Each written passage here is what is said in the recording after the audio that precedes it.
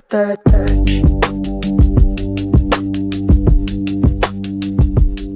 The third verse. Good morning, good morning, good morning, and we're live. Third verse Thursdays, the morning show. I'm Justin Hunte. I am Stat Quo, young status on the apparatus. Word up, word up. I'm geeked up, niggas. It's all I'm happening. geeked up. I'm geeked up. That's what's up, man. How'd your morning been? You got up at 3 a.m. Who'd you listen to? What new artist you listened to this morning, Stat? Okay, so let's get it going. We got let's highlight some of these people. We have Maya Delilah. We have Little X Tepedo. And I want to say this about you new artists. Y'all need to come with some names that people can really understand. These weird ass names, you should just be like Adam and fuck. Let's just go back because it's hard to pronounce this shit. Caleb Mitchell, the guy I rocked with today. Black Nick and Master Black. I don't know who that is, but he Bo and Bubba. The Blackbirds. Sage, Saije. It goes on. What kind of music do the Blackbirds make? The Blackbirds are. It's like a. Let me see what is this. It's like this is an old school group, but it's like a band. Oh, okay, that's what's up. It's a band. Okay, the name fits. The name fits. I think it's some white boys. So it's some shit like that. More millions. More millions. Good morning. Fresh with a green tea. No green tea. I didn't have time to water. Oh no. Just water? I don't know if I've ever seen this. Just water. He listen, he just depressed because his team sucks. Which one? Which one? now listen, the Mets don't suck. Yes, the Mets suck more than the Clippers. The Clippers at least got rid of all their guys to try to reboot, and they just don't win. The Mets are the most expensive team in the sport and supposed to be competitive. The Clippers weren't supposed to even make the play-in once they got rid of. It's early in baseball, DJ. It's early, bro. It's like 18 games right now, dog. Why are you doing that? How would you feel if the Dodgers were 7-12 and lost 8 in a row and score 1 run every game? You wouldn't be. You tried to get rid of Kyle Tucker after 1 game. I didn't say that. I just said no. I said because he's making so much money, he got to step up what he's doing. I feel bad for him. I didn't want to get rid of him. I felt bad for him. I felt bad for him. I'll forward it to you after. That's not what you said. Forward it to me. No, I'm saying, dog, DJ, the Mets are going to be fine, but the Clippers are not. They're going to do an investigation. They're going to lose some draft picks, and I don't think Kawhi. They haven't had a draft pick in 10 years. Oh yeah, you're true. They're going to lose something. I don't think Kawhi is coming back to the Clippers though. I hope he doesn't. I hope he goes somewhere where he gets a chance. Hell. So do you switch teams when he leaves? No. I mean, I'll root for that team also. Like, I'll hope they win, but no. You still gonna stay as a Clipper fan? Forever. Yeah, you are unless they do something crazy. The only team I've ever given up is on the Knicks because the owner was just too. I just couldn't take it. And when did you stop being a Knicks fan? Like, honestly, the whole Clipper thing with Sterling, I might have left, but then they got the new owner. I was like, okay, it's just too stupid. But it has to be like that. I don't leave teams because they don't win. If I did, I wouldn't have any teams because all my teams don't win. So, nah, the Mets. What are we doing? Last night, the Mets had a fantastic. The last 2 nights outings, the starting pitchers have been really good. You know what I mean? It's just when the bullpen comes in, it's a wrap. But it doesn't matter. They score 0 runs a game. Who cares? I mean, y'all only score. Listen, with that type of pitching, you don't got to score a lot. Yeah, but we have the most expensive offense in the majors. Well, Bolishek is definitely slumping. Lindor doesn't even know. Lindor forgot the rules. He doesn't even run after the ball anymore. He forgot the rules. Lindor he wants to be a politician, and I think that's a problem. They need to. He got beat out by Mamdani. Yeah, he wanted to be the mayor of New York. Well, he can't do much worse than the current mayor of New York, so that's fine. Don't talk about Justin's Mans. That's Justin's Mans. Justin likes the Mamdani guy? Of course. I I like anybody that's holding people accountable out there. I like anybody.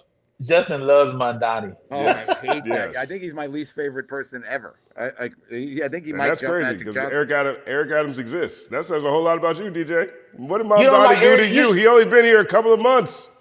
All he didn't like Eric Adams? did was clean up the snow. That's all he Yeah. did. That's all he did was make sure people could move around the city.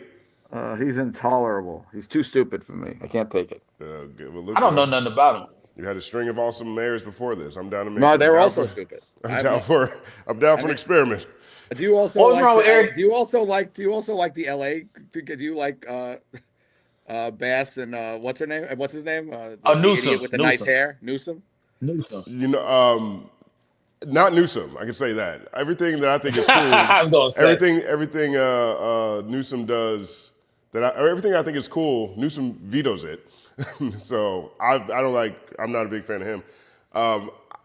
You know, to be honest, I'm not nearly as I don't watch LA city politics nearly as closely as I should. I watch certain divisions of it, so it's hard for me to comment. I can comment more on New York than LA because I'm just used to covering New York politics.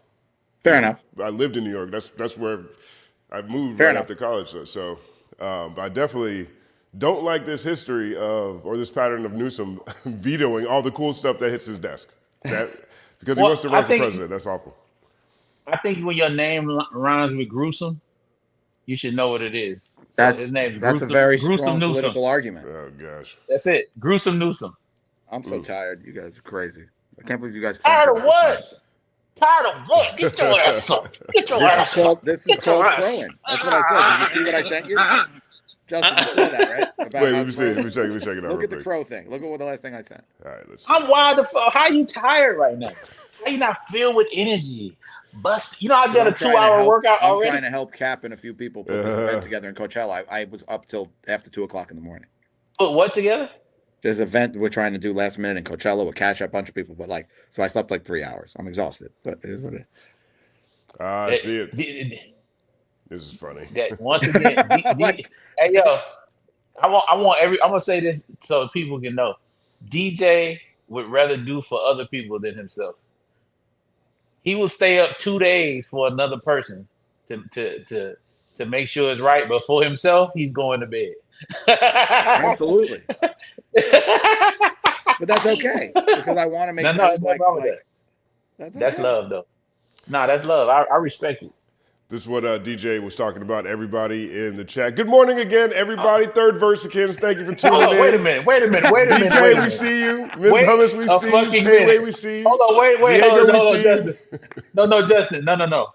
Why is this in our shit? This is private. We can't put this up. We have to share with the Third Versicans what You DJ was cannot talking put about. this crazy shit that DJ puts in our group chat on it for everybody to see. This is terrible. Justin, what's wrong with you? I can't even believe people are looking at this right now. It's a cleanly, This is so dumb. It's a cleanly cropped visual aid that really This explains. is fucking stupid. This is dumb. What? I can't believe you put that up there. Everybody's gonna know how ridiculous our group chat is. I didn't know this about crows. I was completely unaware. You know. I mean, when Stat explained to me that he wakes up at 3:00 in the morning and it's like normal, I figured I had to look into this just to prove my point, and this makes sense. Right. Yes, crows are early risers and are generally most active, noisy, and foraging for food in the early morning. They often wake up and start vocalizing or leaving their roosts around 90 minutes before sunrise, with their activity increasing as the sky lightens. And Stat gets up and listens to music. One of the groups he listened to today was called the Blackbirds. Yes. Is that also true? Yes. Look at this. The Look at synergy that. is No, I insane. did. I shouldn't even say that. But I had no clue you were gonna do this right here, Justin. This is horrible leadership. This is horrible leadership. I feel like this is spite.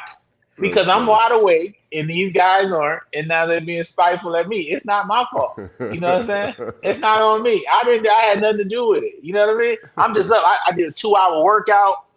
I stretched. You know what I'm saying? Today was full body. I did the treadmill. I did the elliptical. You know what I'm saying, huh? You know what I mean? About to give me a bath after this. Nice little tub. For the record, we got our one of our number one guys. Can't wait for real. Chatting us about about the Clippers losing. Like, I'm getting razzed 1 second into the No, listen. To be fair, Kawhi Leonard said your least favorite basketball player locked him down. He did. Draymond Green. He gave But him props. I never said he was bad. I just said he's my least favorite. You're allowed to have least No, favorite. No. I'm saying it's your least favorite. Yeah, he's your least favorite basketball player. There was no doubt. That was like the easiest money in the world. Like the Clippers, a game that they should win, want to win against a team that has Steph Curry that has been struggling, and he's been sitting waiting for 2 months to play a game. Like the Clippers up 10 in the fourth quarter. Like it was like literally they were like giving money away. There was zero chance the Clippers were ever going to win that game. And it honestly, it doesn't really matter. What were they going to do? Try to then beat the Suns just so they could get annihilated by the Thunder? Really wouldn't have like made that much of a difference, but it just shows in a whole like what the Clippers are and what the Warriors are. That game just kind of showed both like in one time. Well, I want to say, K-Way, for real, you always on time.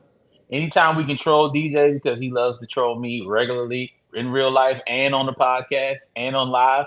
Anytime you can do that, brother, you are always welcome here with me, my friend.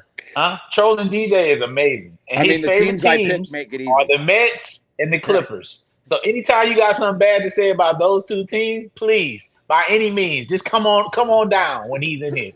I don't blame you.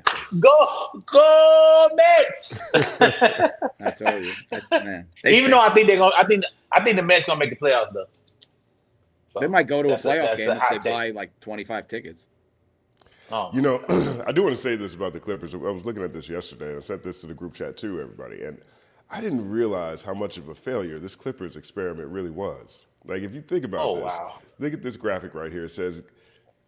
He says, give the Kawhi, how about this? We'll play a game. It's called Give the Kawhi Era a Grade. So everybody in the chat, after you hear what the facts are, drop a grade for your favorite Clippers. Let's see what you guys think. 2020, eliminated in the second round. 2021, eliminated in the conference finals. 2022, eliminated in the play-in game. 2023, eliminated in the first round. 2024, eliminated in the first round. 2025, eliminated in the first round. 2026, eliminated in the play-in. And this might be Kawhi's last season. If that sounds like success to you, let us know in the chat. Give this a grade. They made it to the conference finals during the Biden administration. Ooh. Sound like the Hawks. I mean, it's very simple. I mean, it's very unfortunate, but it's obviously an F. They went all in. They went for a championship. And I mean, every single team would have done that. So let's not pretend like, obviously it worked out terribly because Shea ended up being Shea. But Kawhi was coming off a title in Toronto. Everybody wanted him. And he went to the Clippers. And like, he to go to the Clippers, they had to bring in a second star. Paul George was coming off an incredible year. Like, they tried to get other guys too. They couldn't. They had to do it, or they had to pull the trigger. Otherwise, he was threatening to go to the Lakers, which would have been the biggest disaster of all time. Like, and they did it. And let's be real, that first year, they were incredible. And then the pandemic hit. And then we all know what happened in the bubble after, LeBron and AD had time to rest and the Clippers did what they did. The second year, I really believe they would have won the championship. Doesn't matter if Ingles doesn't hurt Kawhi. They ended up making the conference finals anyway. Chris Paul and them were dying to lose. They lost 2 games to the Clippers anyway without Kawhi. They got within 2 games of a final with him hurt. And then Giannis was trying to lose that. I mean, they were both like, that was their year. And then since then, Kawhi hasn't been healthy. He's had 2 semi-healthy years. He's been incredible both years, been an all-NBA player. Paul George kind of, in and out. He leaves. It's a complete failure because they didn't win. But, like, I think it's a real shame that Kawhi just, like, I mean, this year he was incredible. The fact that he had the best year of his career individually, like this late in his career with that much injury history, is insane. But it's just, obviously it's a failure. Yeah. Like, he hasn't left yet, so anything is possible, but it's a failure. DJ, I blame the Toronto Raptors for this. Why? It's not even Kawhi's fault because he won that championship in Toronto with those horrible jerseys with a baby dinosaur on the front. Yep, that doesn't matter. And he believed that if I could win a title in Toronto with these baby dinosaurs, and it was a lucky title by every stretch of the imagination. All the bad shit that happened for him to win that title in Toronto, and he won it. Congratulations, but we know it was luck. They wouldn't have beat fucking the Golden State if they were healthy, and they definitely won of even the Sixers series, that lucky shot in the corner. But they won. He believed in his mind that he was good enough. It didn't matter where I went, I was gonna make him win. He's like, what is the worst organization in basketball? Coming off one of the worst owners in professional sports history, because I am so good, and everybody wants to play with me. I can go anywhere and win a title. And he decided to go to La La Land's disgraced younger brother and think that they would have an opportunity to win anything. Some organizations are born and made to lose, and the Clippers are one of them. I can guarantee in our lifetime, they'll never win a title. I'm putting it out right now. We can make a bet, DJ, whatever amount of money you want to do. And while we're still alive, they will never win a title. And I am confident that I will win. Whatever amount you want to put up. Anybody in the chat, bet. How do you pay it? The Clippers will never win. We have to be dead. We'll have our children pay it. I'll make sure that we'll set a fund up. You know what I'm saying? We got kids, DJ. We'll set the fund up. I got nothing to argue. I truly believe they were there those first 2 years, but the injury, they're just cursed. You're right. Like, it is what it is. And I'll be honest too. I don't know if I'm someone who thinks that bad juju can carry forward, and I feel like it was bad juju the way they got rid of CP3. This is what Chris Paul posted on his timeline yesterday. By the way, this was his IG story.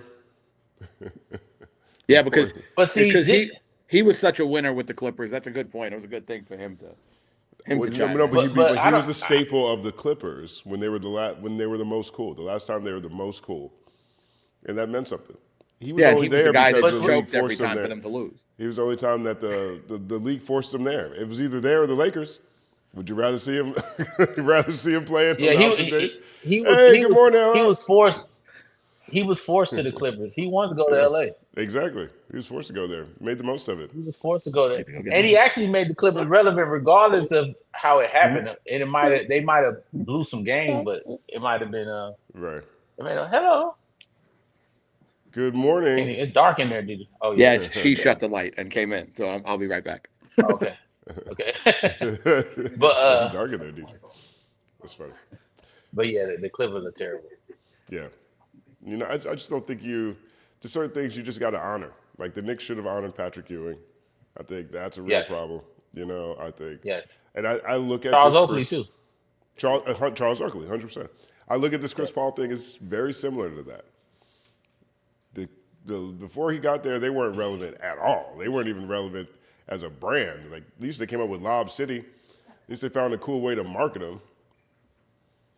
Can I defend the Clippers for 1 second though? Because I can't say this. Wait, I leave for 1 minute. You're defending the Clippers? What I miss? No, because just against Chris Paul, and my boy Fats runs with Chris Paul, so that's family. Fats is my family now. He's with Cooper Flag. Shout out to Fats. But I've been told, not by Fats, because I ain't putting this on Fats, by other people, that Chris Paul is a little hard to deal with sometimes. And so I can't just put it all on the Clippers. It clearly was something going on behind the scenes between Ty Lue and Chris Paul that we're not privileged to. And me and DJ can attest to this. When you deal with talent, sometimes these people are oblivious to how terrible they are in some situations, in some instances. So I'm sure that they just didn't say, "Oh, Chris Paul, get out of here" for no reason. You know what I'm saying? That was something he provoked and did something. And whatever they did, they had the worst start to the season on the history of the planet, and they ended up being the first team in the history of basketball to be 15 games under 500 and finish over 500. Means absolutely nothing, but obviously they were a better team with him not on the roster than him on the roster. Right. Just mathematically, they were much better with him off than on. So there was some kind of mesh that didn't work because he wasn't playing. So it's not like it was his play that mattered. He was really just mentoring. So obviously it was just a bad fit. They thought it would be a good fit, and it was a bad fit. Well, hey, DJ, you want to tell the audience how you know Kawhi Leonard? Yeah, a guy who's been working with me, interning with me for a long time. His roommate in college was a really good basketball player who went to Riverside King and was like California Player of the Year or something, and Marvin Lee, and he went to Pepperdine, all that stuff, and then he was always around, and then he started like training Kawhi when he was in high school. So like he was always just around us. So I've known him since, and then so I've seen him and watched him grow since he was like, God, 15 years old, I think 15, 16 maybe when I first met him. And then like, so he's just always been around. So he's always been kind of, so like watching him grow into what he's grown into is just absolutely insane. His hands were that big back then, by the way, which is even more insane. But like he's, you know, so to watch it and have him come here and really go for it, like it was like, you know, kind of like too good to be true. And I really do think you're going for legacy with a guy like, think of the way to kind of follow up on what Stat said. You know, obviously Kawhi's had injuries, and I think I really believe he's easily a top 25 player all time if he's healthy. I mean, he's a top 75 player anyway, and he's been hurt for half his career. But like, if he were to have a title with the Raptors and the Clippers, like, I mean, there are arguments that like you're going into like two basically fake franchises, like one of them in another country. Like if they both had rings, I'm like within a couple years of each other, that would have been the most. It would have been like what Dion did with the Cowboys and 49ers if it would have been like the Lions and the Falcons. It would have been absolutely insane. I don't think a lot of people in here know that you're at a sports agency. Yeah, it was it was something we were dabbling in just because of my love of sports and just because obviously I'm a fanatic, you know, more so than even music, just on a personal fandom thing. And you know, there was some shots at it, and it was fun, but like something may even revisit. But it was a lot of It's not easy. It's a big undertaking, and just with everything I had going on the music side, it was just like something I couldn't dive into full time, unfortunately. But I wanted to continue to love sports forever, and I'm not sure if I would have staying where I was. Real quick, did you say you're thinking about getting back into being a sports agent? I mean, getting back. I mean, I always want to be in sports in some way, shape. So it might lean that way. It might lean media way. Who knows? But I'm saying I just love it so much that as I like, you know, figure out all the things I'm doing, like I'm always open to that opportunity. Were you more like Ari or Eric? Is it more like Ari or Eric? That's a good question. From Entourage. That's a good question. Yeah, but Eric wasn't in. Eric's the manager, right? Yeah, but I feel like he was on the. Yeah, I was like, he wasn't an eight. That's why I was trying to. I'm talking about from a personality standpoint. Yeah. Maybe both. He's a hybrid. I'm definitely not as tyrannical as Ari. He's awesome, but I'm not like. I'm like I have the ridiculous side, but like, I'm not really a screamer like that. But I can identify to some things, parts of both, but some definite not. So I'm probably somewhere in the middle. The Clippers are the tomorrow. What is this? So K-Way for real says, F the Clippers are the tomorrow Maori of the NBA. Had the potential to be a vintage baddie, but can nerever get over the hump. That's pretty great. That's a great comment. Great. Hey, it's K-Way for real. That's funny. That's K-Way for real. Just letting you guys know, when we talk about basketball, we talk about sports on this podcast. We have a sports agent who's a part of the podcast. So we're not reaching over here. Exactly. And shout out to Noah, because he said he mentioned him. Shout out to Tony Snell, you know what I'm saying? Shout out to the guys, you know. And then shout out to Marvin's brother Marcus, who was my first driver that I had. He crushed. The first day on the job, I get in the car, this fool's eating pizza in the front seat. And of my shit. You know, I'm like, yo, what the fuck is you doing? He's like, oh, I can't eat and drive. I'm like, yo, no, what are you doing? You know what I'm saying? So needless to say, I end up not having him be the driver anymore. I got Manny as my driver, but I made Marcus a tour manager, and that went kind of awesome. They sent me a picture of Marcus.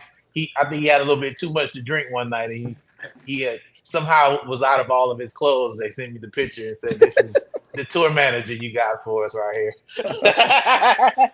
So shout out to Marcus. Tour managing and driving are things that he does not do well.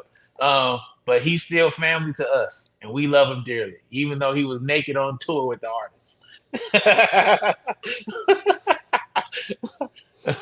Good morning, everybody. You're tuned in live, Third Verse Thursdays. You're insane. The morning show. That really happened. That really happened. Marcus is crazy. I want to put this one comment on the screen right here real quick. I can't tell if K-Way's being sincere or not, but he says, damn, I wish I knew DJ when I was a pro.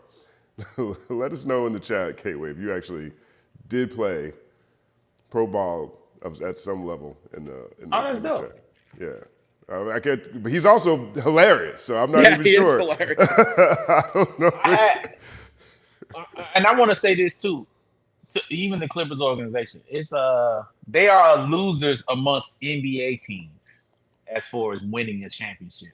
In life, Steve Ballmer and all those players on the team, they're really winners. So that's I think that goes without being spoken enough on the sports shows when they just come down on professional athletes. All these people are winners. All these people should be celebrated for reaching a goal. Kawhi Leonard is probably one of the greatest basketball players to ever play basketball. With injuries without other basketball players to tell you that.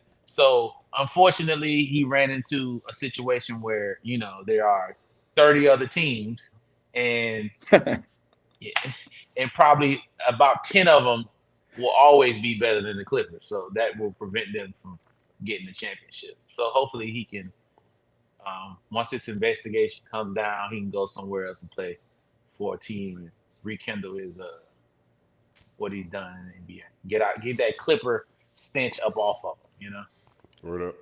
Big shout out to Will Thompson Fargo. Dropped this super chat, says, tontines are illegal post World War II. Am I reading that right? Tontines? Tontines? Do you guys know what a tontine is? I don't know what tontine. And I did Fargo last week, so he don't get a rap. So the raps are still here, guys. You just got to be somebody that has not paid. You know what I'm saying? The raps are still here. Oh, okay, I see what it is. A tontine is an investment plan where participants contribute to a common fund, receiving annuities that increase as other members die. So I guess that would be the bet. The Clippers bet was the title. Is that part of what that conversation was? Oh, okay. So you're saying we can put that in there and then DJ can lose, and in my afterlife I can collect. I see what's going on. Because DJ definitely got to win. 200 generations from now, the Clippers still won't win. What if they move? Does that take the bet off?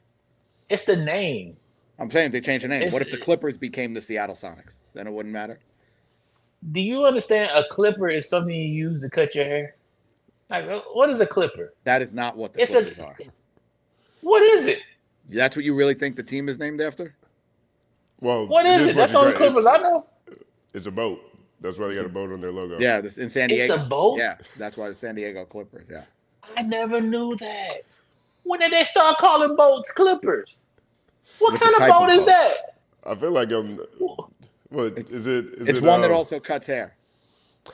No, hold on. Wait a minute. You really thought they were named after something that cuts their hair? Yes. What are you talking about? I waited this whole time. I had no clue. Maybe they was cutting hair on a boat. People get their hair cut on boats. I had no clue what the boat had to do with it. What kind of white sorcery is this? White people been hiding this from me? I did not know Clippers was a boat. What kind of boat is that? I feel like Justin, I feel like I'm going to become very popular just rubbing my head from you talking. It feels very like. No, you knew that, Justin? I did, yeah. When did you find that out? I don't know, 1993, 94, maybe. What? This whole time, I'm like, man, why would they name themselves out of some shit to cut hair with? That's so stupid. The Clippers? What other names? So what's the Seattle? Somebody clip this part, by the way. This is like a genuine reaction. Somebody clip this so we can see. I'm not about to try to act like I knew. I had no clue. This whole time I thought it was about cutting hair. So I'm like, man, they should have a barbershop in there. So here's your answer stat. Your answer stat right here. It's Clipper ships were, and in some modern luxury forms still are, fast, sleek sailing vessels defined by narrow hulls, immense sail areas, and 3 or more masts, dominating maritime trade between 1845 and 1857. They were designed for speed over cargo capacity, famously racing tea from China and transporting passengers during the California Gold Rush. And here's, can I say this? Oh, it looks like here it is right here. So this is what they look like. So this is a clip. Well, I don't know the history, but based on the history of Black folks in America, we've had a tumultuous relationship with boats, and swimming is not really. I just learned how to swim, so I'm not really familiar with a lot of shit that goes on in the water. I've been on 2 cruises, and I was on back when me and 50 was on this boat back in Norway. It was the Caspian Sea, and that's the first time I had a salmon burger. It was way back, one of the first shows I ever did. But I have had a tumultuous relationship with boats, and I definitely didn't delve into what a clipper was. I really thought it was something to use to cut hair with. This is an amazing day. I learned something. You learn something new every day. I'm happy and proud that I know now. I'm riding around. I'm a sipper sitting on the clipper. You know what I mean? I'm feeling chipper sitting on the clipper. Nobody put that in a rhyme. Why ain't nobody said that? Oh, I got a The whole new Caspian pattern Sea now. is near Norway. One of them, the Red Sea. One of them seas. I was like, The Red Sea. It's I'm wrong. 7:15 in the morning. You could get certain things by The me, Red but I Sea. don't think that's near One of them, not the Caspian Sea, the Red Sea. One of them fucking. What? It was a body of water. We was up there. I was like, Dog, I'm pretty the sure first that's time in I had Russia, but whatever. Yeah. a salmon burger. It was salmon in between 2 pieces of bread. I opened for him for 50 up there. Matt Fingers, Bad at Basketball, had put that show together. One of the That's his greatest nickname. nicknames of all time. Stat just decided. That's DJ. This dude I'm cool with, his name's Matt, and DJ calls him Bad at Basketball. That's his name. Real quick, fellas. We have a super chat here. This is from BK. You know BK Stat. BK from Culture United. Oh, BK all day. Oh, hold on. This her first one. This is her first one. Oh my goodness! So you know it's going down. BK all day doing the trade weight. All I gotta say, call up my girl BK. She stay on the low. She got a beautiful fro and she holds it down on Culture United for show. BK, Ficky remix. Word up. BK all day. My dog. BK says, "Good morning, guys. Y'all are hilarious." Well, thank you. We love you, BK. We appreciate you.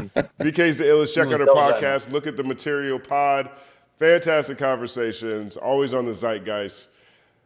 I can't say enough great things about the work that she's doing right now. Absolutely one of my favorite. Hey, things in BK, space. you should have a Material Girl play.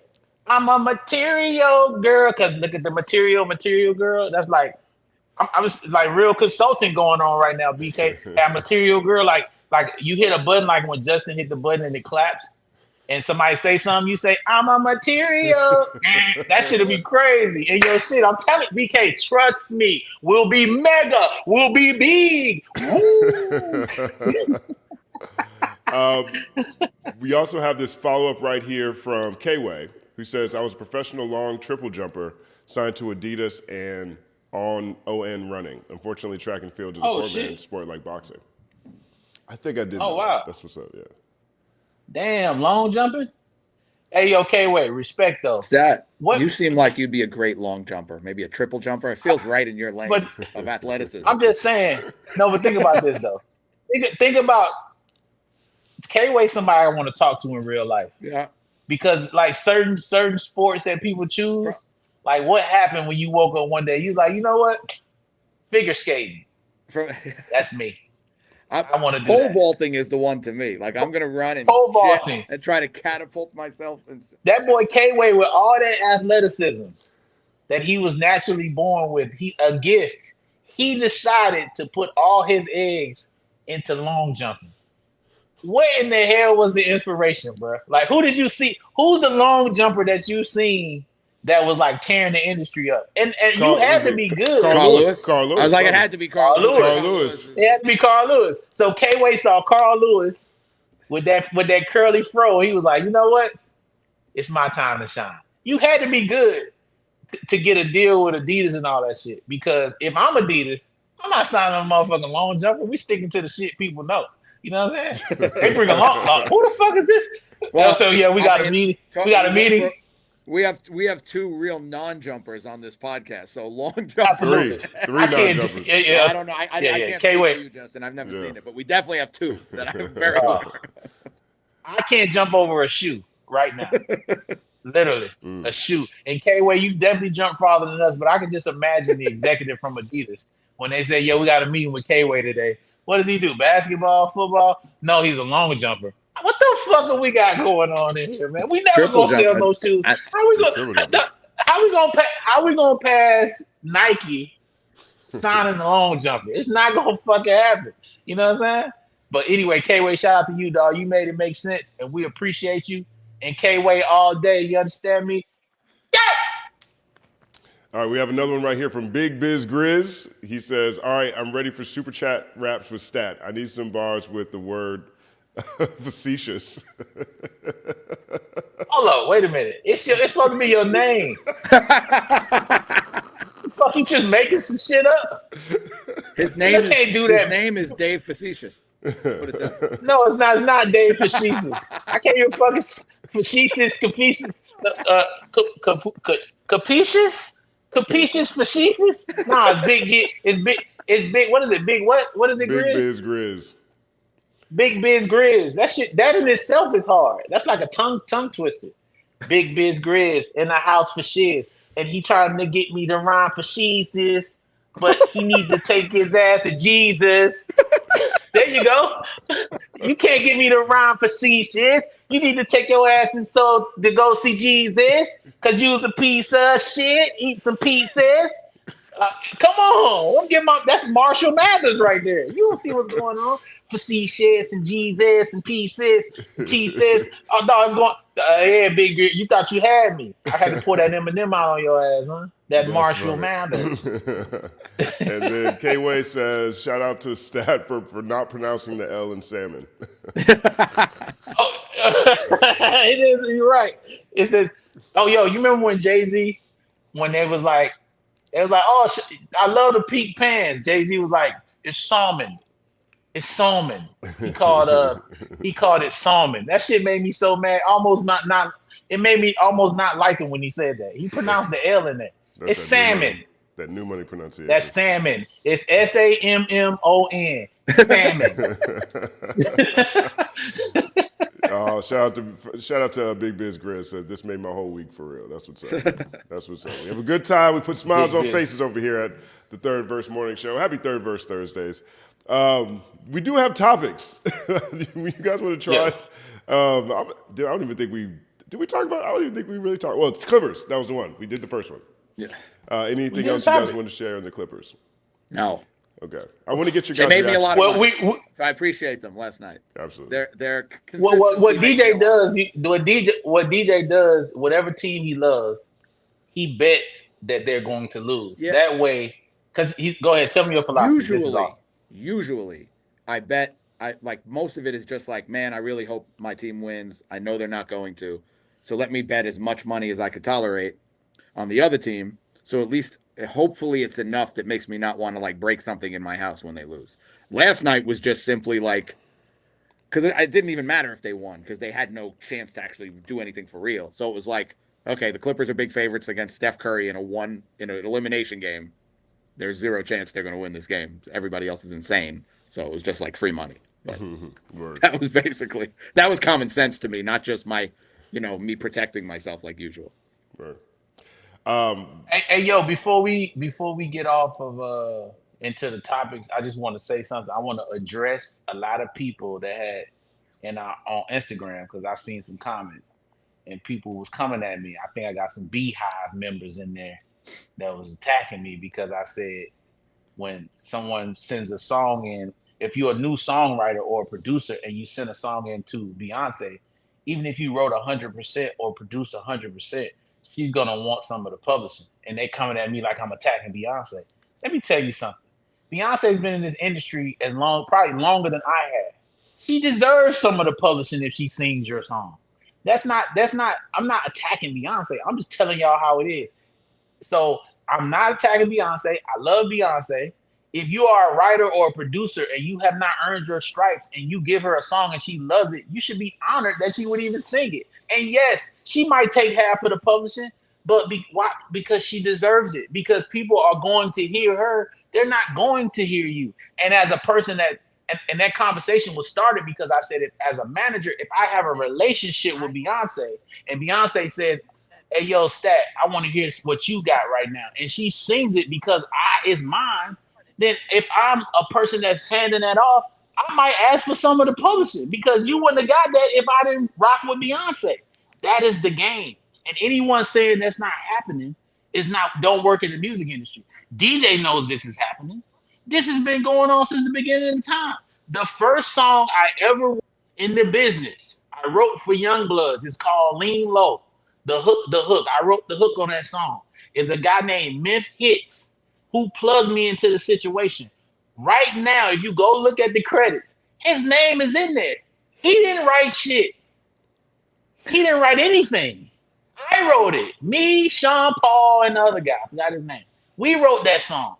But Memphis got some of the publishing, some of the fee that they gave me to write it, and he deserved it. I didn't know them dudes. I had no problem with it.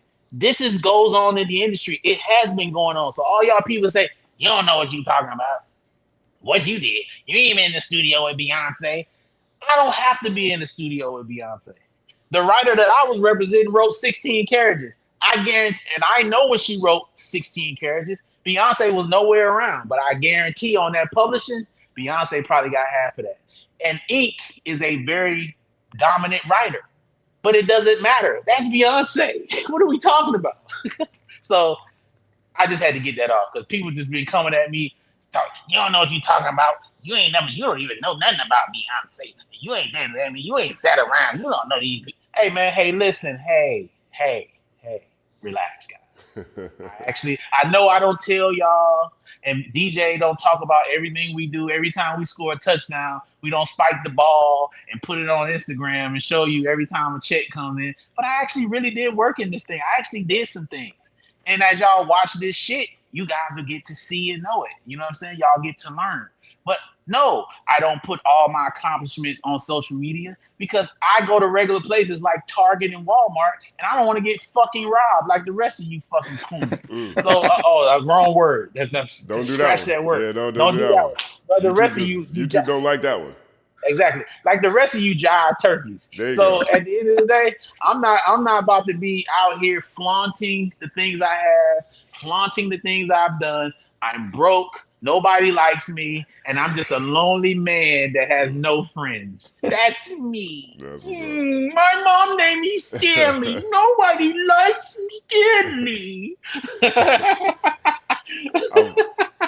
Roger right here said, that's why we're here. They like the stories. They like the stories and the backstories and interesting information. Also, shout out to Roger, I might be pronouncing it wrong. I have done nothing but thoroughly get my ass kicked at chess by this person right here. He is a great guy who kills me on chess. I think I had to draw twice, so I just take L's from him on chess.com. So appreciate it. I'm about to take an L pretty soon. I do this strategy because I don't like to lose points. I like my rating I like to see improvement on my rating, but I still am losing a lot. You know what I mean? So I play day games, and so if it looks like I'm about to lose a game or I'm way behind, I'll just play really slowly. I'll move like one piece. If you have 3 days to make a move, I'll take the whole 3 days to make the move. And then on the side, I'm playing a whole bunch of other games like faster against other people. So I can win other games so my rating goes up. But then we used to play, I forget, I think the app was just called Domino. It was one of the Domino, and I'm insanely competitive. And it was like me, I would play, Top would play, my boy Amin. I'm trying to think, there was like 10 of us. And I was like, if I was getting pissed off and I was losing, I would definitely take whatever the 2 days, 1 hour, 1 day, 23 hours to play the next move just to piss them off because I was just so competitive with it. So I definitely know that strategy. But I don't know what you're talking about I don't know the chess. I play chess, but like enough to know the rules. But I don't know what's that to draw twice. What does that mean? I'll show you what it looks like here. And a quick question on that too, Justin. Can you pay to raise your rating in the app? Not that I know of. I'd imagine that would defeat the whole purpose of playing chess if you can do that. No, because it's this. It's the pool app where you can play pool against people. You can actually pay to move up in the rankings. That's terrible. Oh, I had a golf app that did that actually. Yes. Well, yeah, I was gonna say like that just sounds like guys like inflating their handicap in golf to be better than they are for no reason though. But like that's what I used to do on the pool. Dog, this pool app, I spent like thousands of dollars just to inflate my shit. I was so bad at it, but I was always like ranked number 3. And my accountant was like, "Yo," my accountant was like, "Do you know you spent like $30,000 on this application? What are you doing?" And your I said, record I is gotta, 4-106. Yeah. and I never won. So Anyway, so here's the game that me and Rogier are playing right now, and I don't like this position at all. This is a game that I play very slowly because Right. I don't like. I mean, this is actually pretty fine. But if you go look at our record, right, this is the number of games we played against each other. So we played 14 games. He has won 12 of them, and I had to draw twice, so I have not won yet. But he is somebody that I tend to play very slowly because I'm like, okay, I don't want to take that. I know when I lose, if I lose, I'm gonna lose like 15 points, right? And all of these guys here are the play the game slowly people, right? I'm about to lose this game right here.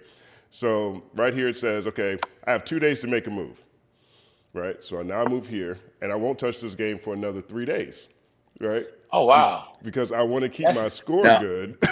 I get it. Meanwhile, that's I'll go down frustrating. here and I'll play these guys. That's terrible. So, okay. I Hey, understand now. And so When you now said- I stack wins faster than I stack losses. When you So- said draw twice, I thought like I didn't understand you meant tied. I thought you meant like draw like pieces, like you draw cards in poker. I was like, what? Right. Where does that come into chess? I was like Right. you could get more pieces from somewhere. I was like, that sounds like a new rule I never learned. But I understand. You meant 12. You only have 2 ties and no wins. Now I understand. Right. We have 2 Now I ties, no wins. Yeah, got Right. it. So you can see all these victories. These are all the people that I play fast because I know I could. I generally beat them. And so the last time I lost was to Roger, who's in the chat right now, and he's really nice about it. You know, he doesn't stun on me like he could, but nevertheless, thank you for being a part of this community and joining this chat this morning. One second, I'll do it. Thanks One second applause. thanks for kicking his ass. Thanks for kicking his ass, Roger, and humbling him. Right. So sorry for that detour into chess, but I saw Roger's comment here and wanted to talk about it. Now, I want you guys to react to this. I think this is something that you guys might have a lot to say about. And where's that? This was a big story that happened yesterday, and we talked about it briefly very late last night on Culture United. But jury finds Live Nation and Ticketmaster operated as a monopoly and overcharged fans. I know you guys saw this story. What's your take on this? Duh. What do you mean? Stat Quo and Justin is blacker than DJ. Jury says jury next. The fuck? What? Of course. What? It's a corporation. Of course they take advantage of fans. And they take advantage. Dog, they take advantage of the artists. Because think about this: when you go buy, first of all, when you go buy a ticket, they charge you a service fee. It has nothing to do with what the artist gets or anything. They just put that shit in there. That in itself is some BS. That's crazy. Right. And then most of the time, sponsors will pay for the show, pay for the artists and everything else associated. It's just straight profit they get, and they're eating off the hot dogs, the hamburgers, the parking. Are you kidding me? Are they killing it? They're killing it. I just looked at the tickets for Bruno Mars. Like, man, I was like, Bruno must be performing on Mars, and we're gonna be taking a trip for how much the tickets cost. I'm like, what in the fuck is going on? And I want to listen, Chris Brown, Usher. I'm not gonna lie, I want to go. Yeah. I want to pay for it, and I want to support it. My boy Ryan Press, and they working with Chris or whatever, and of course DJ knows. Usher's like Bugs. family to DJ. Yeah, Bugs, yeah. Yeah, like, yeah, and I want to go and support, but you already know them tickets about to be $1,000 a piece. That's before the service charge. For you to sit back and not even see them, it's just like, man, it's ridiculous. It's just tough, man. It's tough. It's tough. Anyway, your thoughts, DJ? On that ruling? Yeah, there really isn't much to there's obvious lack of competition. It's a hard case to argue against. Like, I don't even really know how much to like what to really double down on besides like the ridiculous way you're saying it. But I mean, it's basically just an abuse of dominance. Like, it's really all it is. A couple of things stand out to me is that this case is interesting because at the federal level, it was settled. And so that was Live Nation doing a deal with the administration to try to get this to go away. And it looked like another situation where monopolies might win out the day, right? But over 22 states, 22 states decided, nah, not this time, homie, you following through, right? They decided that with this case. And so they went back, those 22 states got together and they actually sued separately. And they actually won, right? So this is actually a pretty good situation, pretty good example of states' rights, which I generally don't like the way the states' rights people talk, but I like this one. This is a good example of states' rights. And so at the state level, this is where the penalties are. Now, here's some of the details around it. I've had a lot of people ask me already this morning about this. And so, hey, they're a monopoly. Do I get some money back? Well, right now, what we know is there's no immediate relief for concert goers. The lawsuit is led by the U.S. government under former President Joe Biden. And a federal jury in New York found that Ticketmaster, that's not what I'm looking for. I'll come back to that. But either way, no immediate relief for concert goers. That is one of the first things. The verdict brings no immediate relief for concert goers, but the states view it as a step towards opening the market to other companies in a way that will enhance competition and slightly lower prices. Verdict could cost company hundreds of millions of dollars. Senators urge judge to scrutinize federal settlement.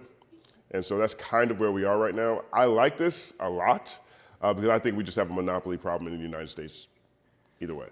I think it's gonna end up being like the hotels in some ways, how they're getting more forward facing with the prices and the fees, like in the front, like where if you see it as whatever 400 online tickets, it'll actually be it's as opposed to them showing you 400 and like especially if you get more competitors in there, they're showing 400 and then you get to the buy page and it's 579 or something like that. Like it's gonna like I feel like that's we'll see as you get more competition, more people will be competing in that, and that'll be a way other people try to take some market share or take some eyeballs, and that's one way. I don't know.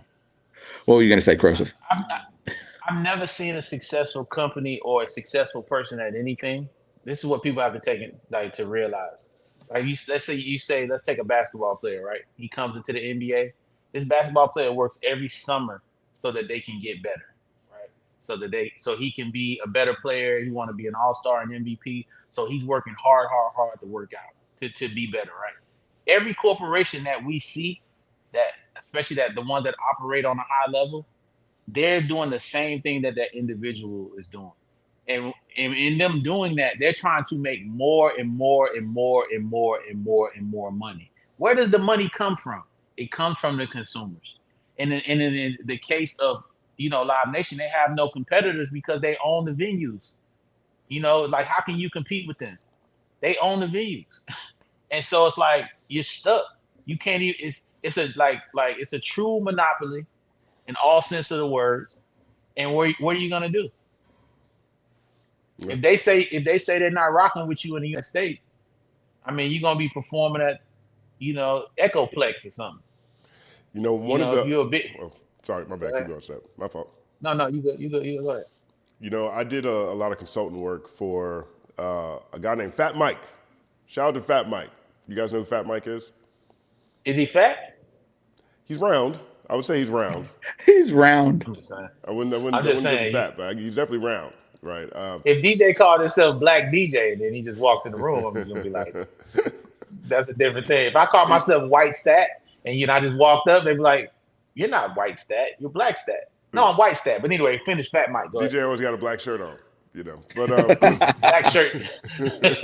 Might have a different context. But Fat Mike was in a band called No Effects, and it's a really popular punk band that started late '90s, early 2000s, right? And this band is huge, right? But they're huge in a strange music kind of way. And they hate working with Live Nation and Ticketmaster and all these places.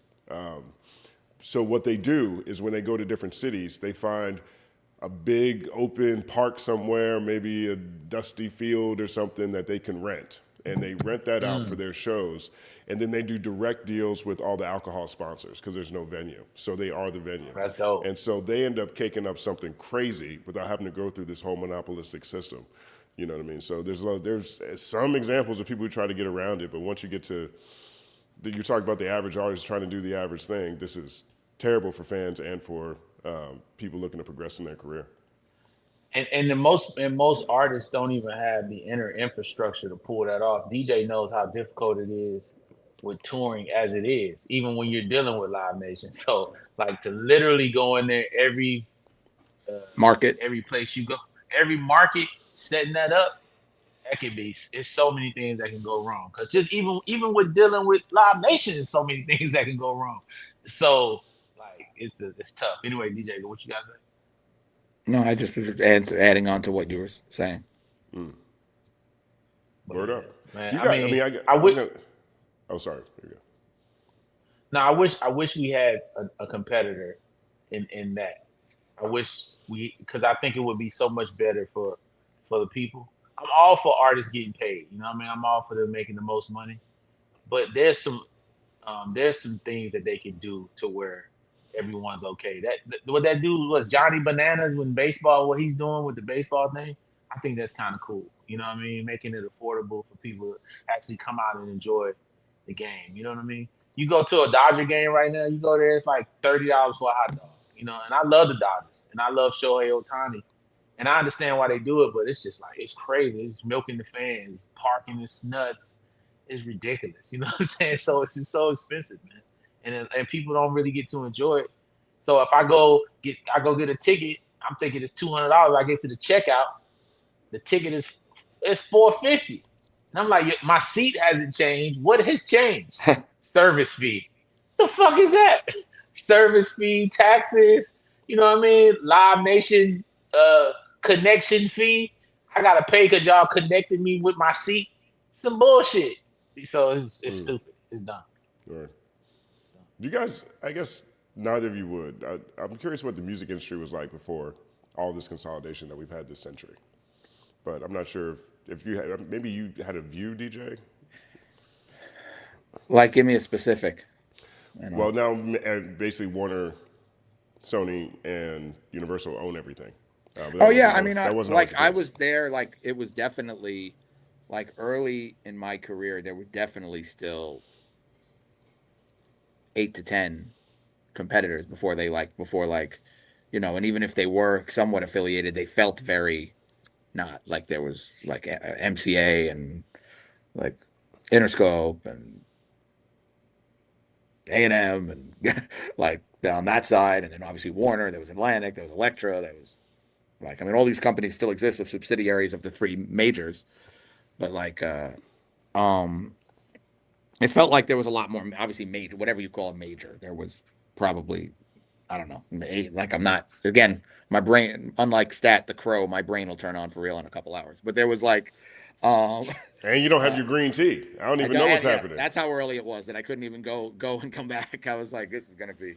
I got to stay in my house, but things short, so I had to like figure out I'm obviously not the king of the internet. I had to figure out how to get it to work. I thought I was about to hit you guys and be like, I ain't coming today. I'm going back to sleep. But I got it to work, so that was more important. But yeah, I mean, it definitely felt a little more like when I was at the very beginning, like, right? Because the consolidation happened really, or at least the beginning of it, like the real one, like MCA folded into Interscope, and it, like Interscope, Geffen, A&M happened, and all that came together, like in the first couple of years of me really being in LA. So it was a very short time, but it was still more competitive than just like the big three. Yeah. But yeah, I mean, it definitely felt like there was a lot more places people could go. But I mean, it still exists in the label place, especially now with all these new guys, kind of like, you know, Ghazi's doing a great job. There are still like places to go, and people just, you know, have a lot more control of their own music and like controlling how far they get before they do the deal. So it takes a little power into their direction. But it was definitely different. It was definitely a different marketplace. Right. And those companies were individually owned as opposed to corporately owned. But yeah.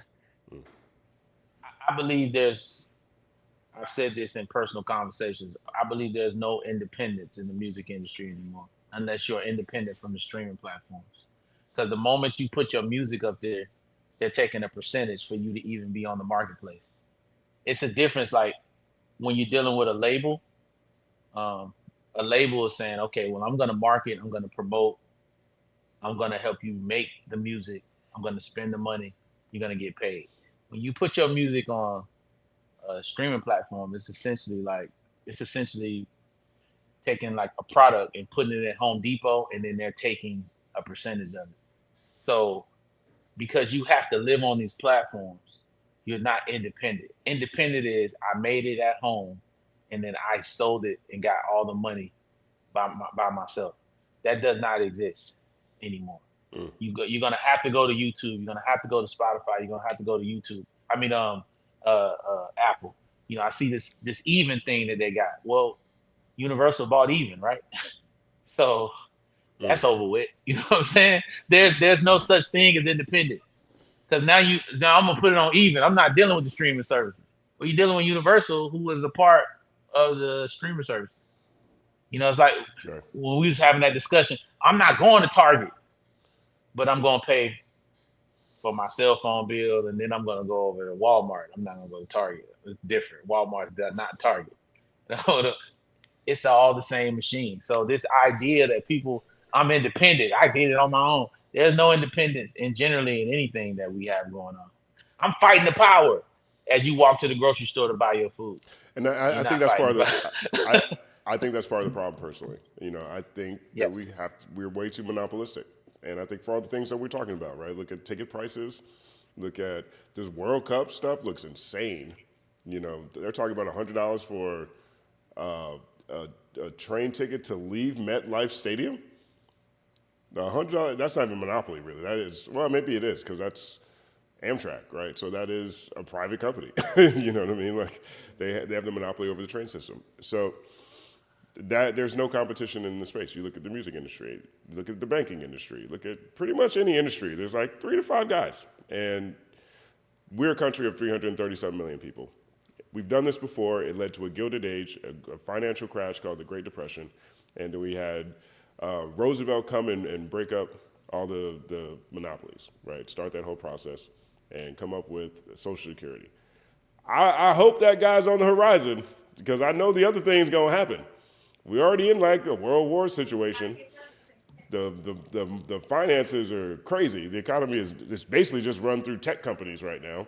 I don't see what the future looks like without it looking parallel to the past. But we shall see. That's just me sitting here in the company man cave. I like that company man cave. Yeah, That's what it is. That's a nice play on words right there. You know, I work words a little bit. And you know what frustrates me too, though? I just want to say this, not to cut you off. Is these companies that do come along and claim that they care, and then once they achieve some success, they start to treat the people just like the major corporations do. Or they give you this idea that, oh no, we're not with the major corporations, but then a major corporation comes along, offers them $1 billion for their platform, and they so quick to sell it. Well, just be honest with the people. Stop lying. You know what I'm saying? You will sell out for a certain amount of money. I'm gonna be honest with y'all. If somebody said right now, hey, third verse, we got this amount of money. It's 3 of us. Justin ain't gonna sell, but me and DJ sold. So Justin gonna fight the power. He gonna protest. He gonna be outside me and DJ's house with a picket. Hell no, we won't go. Hell no, we won't go. Me and DJ we're gonna turn the music up and we selling it out. I would say that. Look, I have a number too. I have a number as well. You know, now what we do after that sale probably different. And I might be back picketing after that sale, and I could help fund the cause, because that's part of how this goes. You know, but I'll be picking the grapes off of some stem on a private flight flying somewhere, enjoying listening to Drake. You're listening to your favorite Drake playlist. Listening to Drake with the swimming pool in the back of my private plane, and sitting in the jacuzzi, listening to the song he said, something about Bahamas or whatever. Big shout out to Just Be Yappin'. Big shout out to Just Be Yappin'. She says, given Stat's journey and career path. Wait. Oh, no, you got her last week. Yeah, I got. Come on, I know. I remember that. You got Jess. Wait. She said, given Stat's journey and career path in the music business, I'm curious, what are some important changes he would implement going forward if he was in charge? I would try to figure out the most important thing. I would figure out if I was in charge. I would have people smarter than me develop a way to make music a tangible product again. That would be my thing. That would be. I would institute. I would have a whole sector of my organization dedicated 24 hours a day to figure out how we can turn it back into a tangible product. Because I think over time, it just, like DJ has said so many times, it's one of the smartest takes I've ever heard anyone say. Shout out to you, DJ.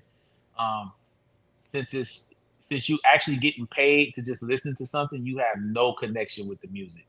It's like you've lost all. It devalues it, and then the creators had nothing to do with how much we're being charged, how much we're charging to give it to someone.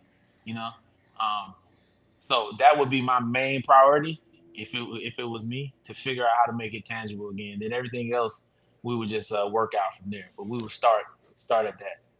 You want to talk about that example you showed us in the group chat? Or no? Cool. Let me show you. Me? Yeah. Oh yeah. See, that's dope. So what this is an example of, just a really cool functional little insert booklet that used to be in the CDs, but it gives you information on the album, it gives you a little photo book, but it's tangible. It's tangible again, so there are ways to bring people and you back scan it and you can put it right on your phone, you listen to it and you actually own it. That way, if you're not paying that subscription, you actually have that music sitting on your phone. So yeah, let's know let's know in the chat if you guys think this is dope or dumb.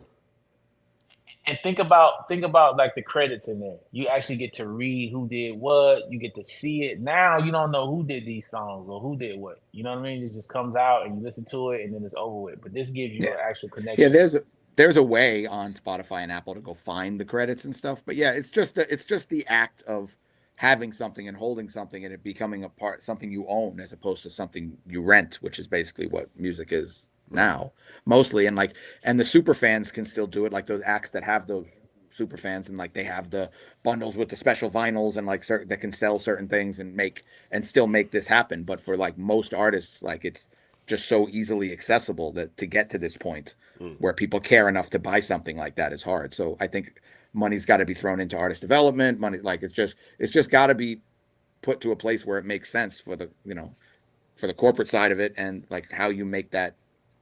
How you merge these two worlds. Yeah. And the ideas like this get suppressed because there's a lot of play at hand to keep the system the way it is. There's a lot of people that benefit on the system being the way it is. The argument is, well, you're still getting paid per listen. So over a length of time, you're gonna stand to make more money. But my thing is, based on what DJ said, the value is just not there when it comes to the consumer because they never take a hold of a product. The same thing when somebody like Justin, when he goes to a show, he wants to get that T-shirt. It gives him it takes him back to that moment. So I remember when I first bought my first rap CD and it was Nas' album. I skipped school to go get it. I remember opening the tape. It was a tape, excuse me, and I remember opening it and reading the credits and how excited I was. This generation doesn't get to feel that. I wish they did. Some of the artists that they love, they can actually, and it's good for people to read, man. What's wrong with reading and holding something? It's like holding a book. It's taking it back. Right. Big shout out to Will Thompson. Let me know what you think about this. I'm not looking at the chat right now, but let me know what you think about this in the chat. I know that physicals and ways to enhance the direct-to-consumer process is something close to your heart. Love to see your thoughts on that. But yeah, I think that, bringing the physicals back is another way to put steroids on that attachment that people have to their favorite artist or their favorite anything. You know what I mean? Jess B. Appen had another comment here. She says, why do you guys think more artists aren't pushing back? Oh, my bad. She says, why do you think I forgot what show it was on. So for a second I was like, oh, wait a minute. Why do you guys think more artists are pushing back on ticket price gouging since it will inevitably hurt their fans' ability to support them? DJ? I mean, I mean, everybody's involved in setting their prices. I think it's like the supply and demand of it. Like if like where it falls, and that's just kind of how. Mostly, it just comes down to simplicity, and it's just what they're used to, and where how the business is run, and you're not really feeling the backlash of it for real. Obviously, if it was something that really got to their peer view, maybe there would be like we're talking about it. But I mean, if the things are flying off the shelves and the artists are in a place where they're selling, they don't think about it, and it's just everything. Most people are just, I don't want to call artists lazy. That's not the right word, but most people just, when things are commonplace and things are easy, it just kind of just flows and just happens. And that's really just kind of going with the flow. And everybody, it's not like I'm trying to figure out the right way to explain it because I wasn't really thinking about it. And would it really hurt their fans' ability? I mean, I got you, DJ. If they feel it, it would change. But yeah, go. I got you, DJ. Go. It's really, I'm gonna say this, and this is not all artists, but this is a lot of it. Artists don't give a fuck. I know fans would like to believe that the artists really love them. These people don't love you. They want you to consume their shit. They only care that you come out and consume their shit and you listen to their albums, but they don't really care about you. I love my fans. No, they fucking don't love you. That's the cat rocking my setup right now. But they don't love you. These people don't give a damn about you. That's really what it is. And they don't think long term on how it's going to affect you because they only see, they live in this box where they believe they're going to be the same all throughout their careers. And you have to be an artist, the level of narcissism that you have to have about your career, you just have no clue. You have to think and feel like no one's better than you. I've had artists call me and it's been like a world event, like a bomb, 1,000 kids got blew up, and they're calling me talking about, man, they forgot to put cream in my coffee or some dumb shit. And you're just like, yo, there was a terroristic bomb that just happened across the street from your house and you flipping out about the cream in your coffee? These people don't give a fuck generally. That's why most times it's not good for them to go do interviews because the public start to realize how the massive pieces of shit that they are. These are not good people. They make great music, but that doesn't make you a good person. You know what I'm saying? That doesn't make you nice or anything. So generally, not all, because there are some, but generally when they get up in the public and they're talking this and they love their fans, that's all bullshit because at the end of the day, they really only care about themselves. And that's just the truth of it. And most people live this way throughout the world. And I was going to say, I think that's most people in general. Let's be real. Exactly. No, that's throughout the world. So especially an artist who's been coddled and raised up to that level of success once, and they've already experienced it. Yeah, no, of course.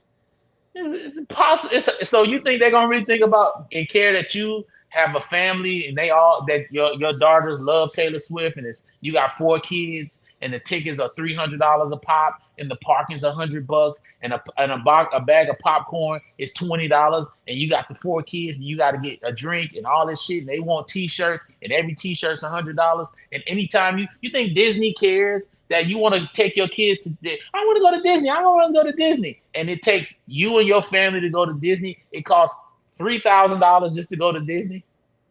Huh? They just showed Kendrick Lamar walking around Disney on a weekend with the security and a fish hat on, and nobody bothered him. You know why? You know why nobody bothered him, Justin? You know why? No, because everybody there is rich, and they don't give a fuck about Kendrick Lamar. Because you got to be rich to go to Disney. Poor people don't get to hang out in Disney. They're rich.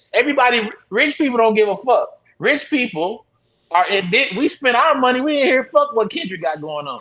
This nigga did the Super Bowl. He's walking around with Whitney. She ain't got no shit on. We know who Whitney is.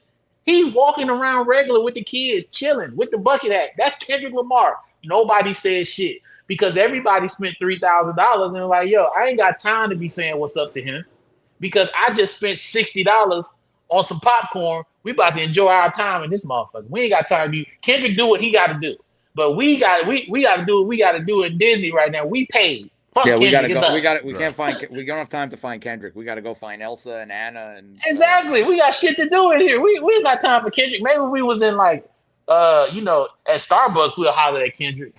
But nah, not in the Magic Kingdom, baby. We ain't got time for their biggest Kendrick. stars here. Mickey Mouse is here.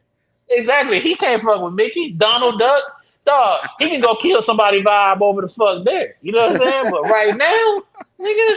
So that's what I'm saying. You think Disney Disney don't care that you can't afford to take your kids to Disney? They don't care. They only care about the people that can go in there and keep affording to go to Disney. So that's just what that's what it is. Thanks for the question, be yapping. Just be yapping. We got this one right here from Jeremy Cole 4309. Is that a new one? I think I did cold. But you know what? I don't think I did. It's ice cold and swollen, and then the girls ride the pole, and then they take a toll with Jeremy Cole. We gon' fold. Anyway, no, I can just go. That's easy. Cole, roll, pole, soul, hole. You know what I mean? Troll, dole. Y'all can just all Kroll. night with that. Don't forget Kroll. Kroll. Bowl. Whoa. You know what I'm saying? Shout out to Jeremy. He says, come on. He says, Stat had an efficient 50-point game on Culture United yesterday. I just was passionate about things that it affected me. Well, because I was telling them about, me and Simba had that thing. And DJ's behind that because I only met with Simba because DJ told me to, which was smart for DJ to put me and him in the room because DJ knew I was a talented artist, but my career, we make fun of it though. But seriously though, I should have been way bigger than I was. You know what I'm saying? Like just being honest. Like I laugh at it and it's funny, but then I know DJ knows that down deep. The talent level is on is somewhere else. So when I start talking about the fact that I can write songs for all these big artists and they perform them and they become big, it's very frustrating to know that you can't. The song you write for yourself, you can only perform it in front of your mom and her friends. You know what I'm saying? But the song you write for this other artist, the same person doing it, that they're at a stadium doing it. So I was just liking it. So it was me being frustrated and expressing myself, and people got to see that passion, DJ. You know how I get when I'm passionate about something. Because it's frustrating. I go write for fucking somebody that's not even as cool as me in real life. They do the song and everybody love it. Then I put my song out like, this shit's trash. This shit's horrible. It's not even good. Like, what? What do you mean? It's the same person. Saha the Prince can't sell out no stadium, but Travis Scott can. And Saha's writing the rhymes. I know Saha's making money, but it's got to be frustrating for him. It's like he's got to be frustrated. He ain't got a boat. His house don't look like Travis's house. It doesn't. It just doesn't. But anyway. Did you see that part, DJ? You see the conversation? No, he didn't see it. So on the Culture United Clips channel, Stat also had some powerful stuff to say about the Africa Bambaataa part too. That part is live on the Clips channel, and then the next thing I'm going to put on the Clips channel is this conversation between Stat and Simba because it's actually really, really dope. It's a really honest look at the ghostwriter, songwriter perspective, as MCs, because Mickey Fax is on there, and he echoed it, and then obviously you have Simba. So it was actually really, really dope. But people love your appearance yesterday, Stat. They loved you yesterday. Well, the number of stats growing on me. Yeah. The most profound thing I said yesterday is that we should take Africa away from Bambaataa. He should be like a country that we don't like. He should be like Belgium Bambaataa. Or like, what's the country that we can't stand? Like, let's not throw somebody else under the bus. I was like, what Belgium? Just take the Africa from it. What about Arctic Ocean Bambaataa? No one lives in the Arctic Ocean. Arctic Ocean. Arctic Ocean Bambaataa. I don't know what the penguins did to you. That's crazy. I'm just saying, but we just put them out there with the penguins and the polar bears. No, the penguins and the polar bears, they're probably some of the most harmless entities on Earth. I don't know why you want to put them on them. Not polar bears. They're not harmless. Okay. I would love to see him up against a polar bear. They could just eat him live, and then all his victims get to watch, and then me. I would pay. I would set that up. I would pay for that. So here's You're insane. because you mentioned that drop to Africa. That's literally what I did on the segment. I'm like, it's just Bambaataa from this point on because Bambaataa, that's his name. that's No his name. Africa. No Africa, Bambaataa. No Africa for you. Give Africa a bad name. Another one from Jeremy Cole says, seeing Dot at Disney with family, do y'all have any good stories of going somewhere with M, 50, or someone else big that had to put on a disguise in public? I got a crazy one. Go ahead, DJ. I got a crazy story. You know this, DJ? You got a story? Can DJ hear us? I don't know. Can you hear us, DJ? DJ, can you hear? We can Say hear something. You. We can hear you though. That's We can hear you.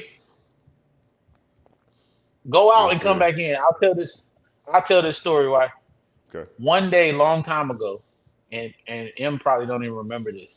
We were at the studio during the day, and I told him to go.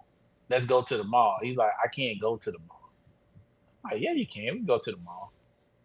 Anyway, I convinced him to go to the mall. We go to the mall. We talking. He got a security around. I'm like, man, it's empty. Ain't nobody around. We look back. The whole mall was behind us. Took off running.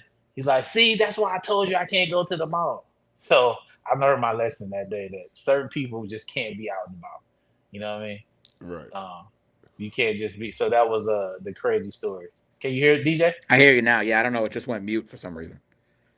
I told a story of one time I convinced Marshall to go to the mall, and he told me he couldn't go to the mall, and I'm like, you can go to the mall, which ended up the mall being mobbed because he can't go to the mall. Yeah, you were very wrong. You were I was very wrong about that. I was wrong about that. He can't go to the mall. You know, so yes, that was the time. But I think the mall then is different than Disney World now. So rich people are not gonna mob Kendrick Lamar because they're wealthy. Anybody at Disneyland has money. Okay? This is a fact. Poor people don't go to Disneyland. It just doesn't happen. They're not in there. So not saying that rich people can't be fans, but they're less likely to be running up like Kendrick. You know, that they're somewhere they're well off. Those people are in there well off, enjoying their $30 ice cream sandwiches.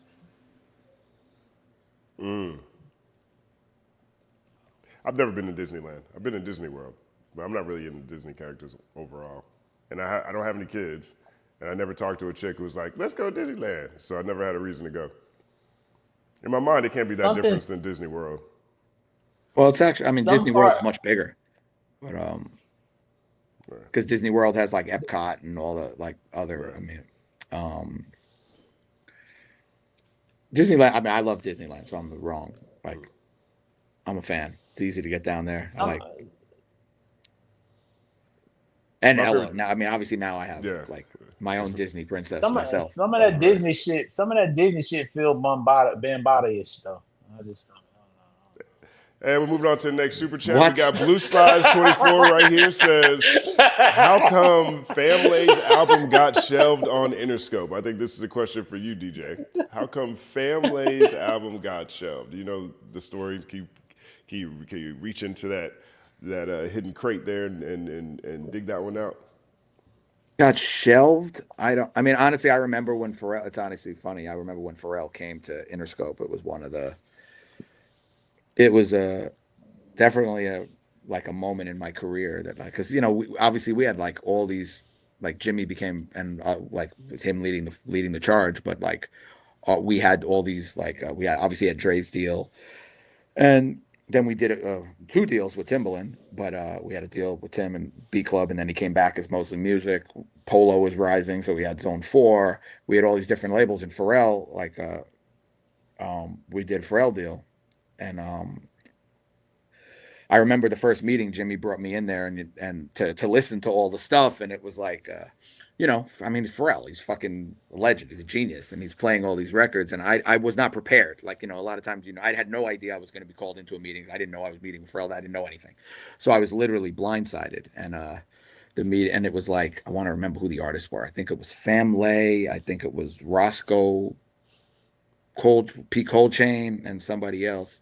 And I remember having like, the question being thrown at me, like, is this your, like, isn't this shit incredible? Like, you gotta da da da da da da, like, and it was like, and I'm terrible for that because I'm terribly honest and sometimes too honest at times. And I was like, it's cool. You're Pharrell, and like nothing against the artist, but like I don't hear anything that like blows any of these things out the water.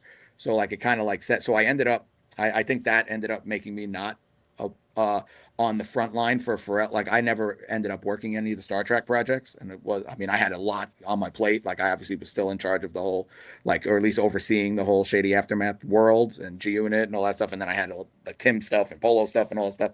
So like I never really was on the front line of the Family project, but so I don't know why it never came out. I honestly, to be honest, didn't even remember it didn't come out. So so that's it's also 20 years ago, but right, it's got to be like in the late O's, right? Like this is like 07, 08 ish, kind of, I think. So yeah, so Well, I don't have. Roscoe P. Coltrane just dropped something new. Go check it out. He's Yeah, I'm gonna do that right now. Good stuff. Well, DJ, you're such an asshole. I'm serious. No, it's actually good. It's actually no. I mean, I like the joint that he's got with Bruiser Wolf. I like that one. That's the one I heard so far. Yeah. Because he had Family's the guy that had the. I mean, he had the record, right? The Hit Me on My Beeper. That was Family, right? Or was it? Yes. Yeah. That we put out on Interscope. Mm-hmm. Yeah, I just remember the beeper song because it was like 10 years after the last time I had a beeper, but it was like catchy and hell. But I always was like, this record is crazy. But okay, yeah, like this record would have been enormous 10 years ago. But yeah. Hey, can I tell y'all a story? Wait, did you geek a freestyle for Blue Slides, by the way? Oh, I did. So who was this? This is Blue Slides? Yeah, Blue Slides 24. Okay, so can I just do Blue Slides? Or I got to get 24 in there. Blue Slides ride 24. We at the door. So get on the floor. We slide through with your whore. Blue Slides, we ride tide and come through. Cut lies, slide 24s, getting more in the door, and we doing our thing for sure. Yeah. Blue Slides. Blue Slides. Word up. Appreciate you, Blue Slides. This one right here is from Will Thompson Fargo. He says, about to drive to work, can't talk long, but yeah, that's dope. He was talking about the physical that we showed with the album information and the QR code that lets you play it. So that's what's up. I want to get. We have some more super chats. We definitely want to come back to them, but I do want to talk about this conversation we were having this week, Stat, about ghostwriting, Drake and Lil Wayne. And so we found ourselves in a philosophical discussion about ghostwriters and collaborative writing. Now, I think everybody all three of us understand the value of collaborative writing and its necessity when it comes to making big songs that everybody loves, right? And this conversation around Drake is so polarized that he almost gets no credit for anything that he's done for himself because of how many people he's had ghostwrite for him or write for him over his career. Whether that's what people say about Take Care with The Weeknd, or what people say about Quentin Miller, or what people say about Vori. Throughout his career, he has worked with other people who have helped him pen some of his biggest hits, and now nobody likes it at all. And so it's very easy to find yourself in conversations where people are saying, he doesn't write his raps. Drake don't write his raps. How good is he if he don't write his raps? But on the flip side, it is also known and very publicized that Drake has written for a lot of people. Drake has written for Ye, he has written for Wayne, he has written for Beyonce, he's written for a lot of other people. So the broader macro debate that me and Stat were having, or conversation rather, was, okay, we know that Drake, or anybody else, you can even take Drake's name off of this, they've been catching a lot of flack because of how often they use collaborative writing or had ghostwriters or taking other people's songs and putting them on their album. And so now we don't want to give them any credit. But does that artist deserve credit? Do they get that credit back if they actually wrote for other people?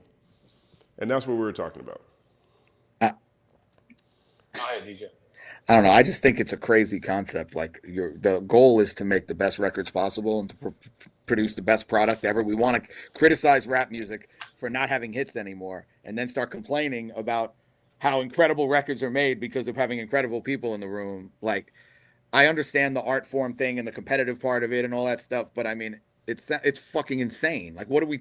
I don't like. My brain doesn't go there. Like, he figured out, especially for a guy like, I know we weren't saying it would be anybody, especially for a guy like Drake, who obviously can write and has done it for enormous artists across the world. To get on him for like, oh, let me make Diamond Records the best records possible that I like. It's and then we complain about rap music not being in the top 10 anymore at the same time, but we want to criticize guys who put records together. We acting like the all 10 people in the top 10 right now, BTS and all those people wrote all their songs by themselves.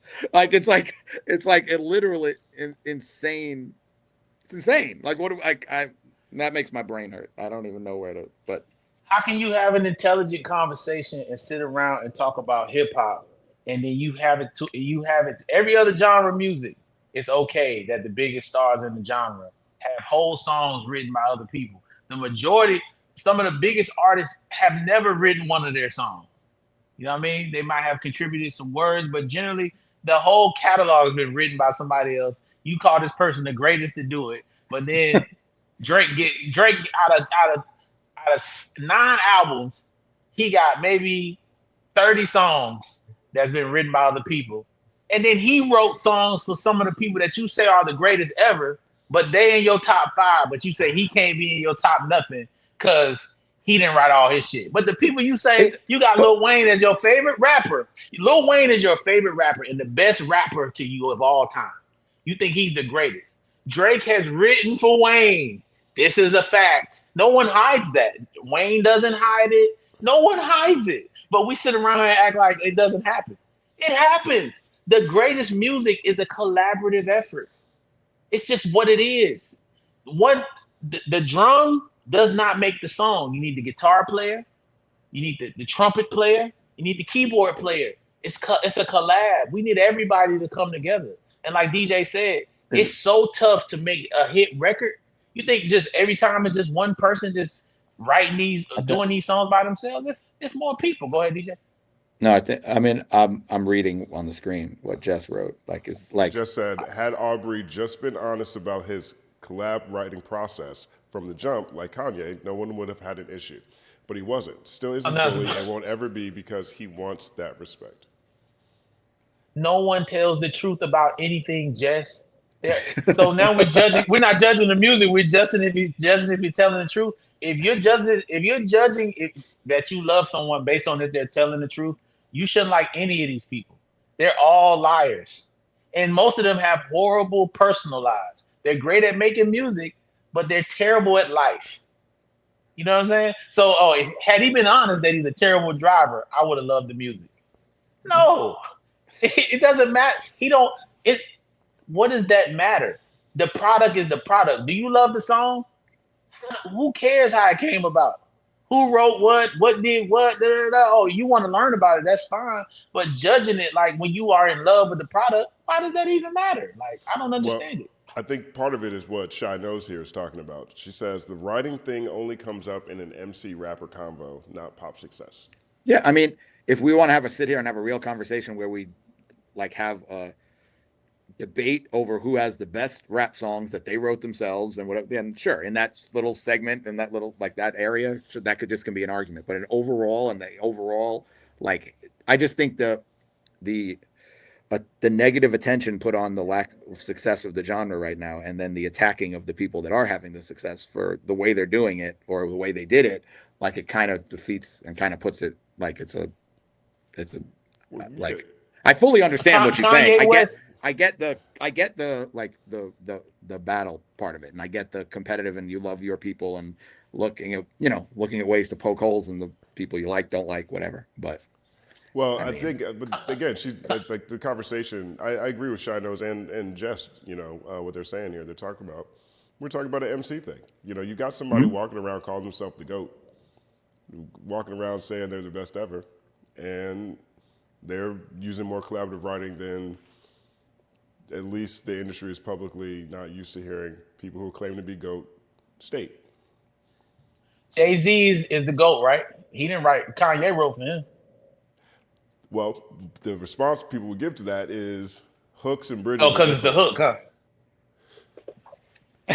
Let's get the goalposts and let's move it because that's what I mean. Like you could last time I checked, poke holes in whatever argument you want to make. It's like last time I checked, the hook and the bridge is the song. Jay-Z's biggest record is New York. He had nothing to do with the hook. Two young ladies wrote that hook.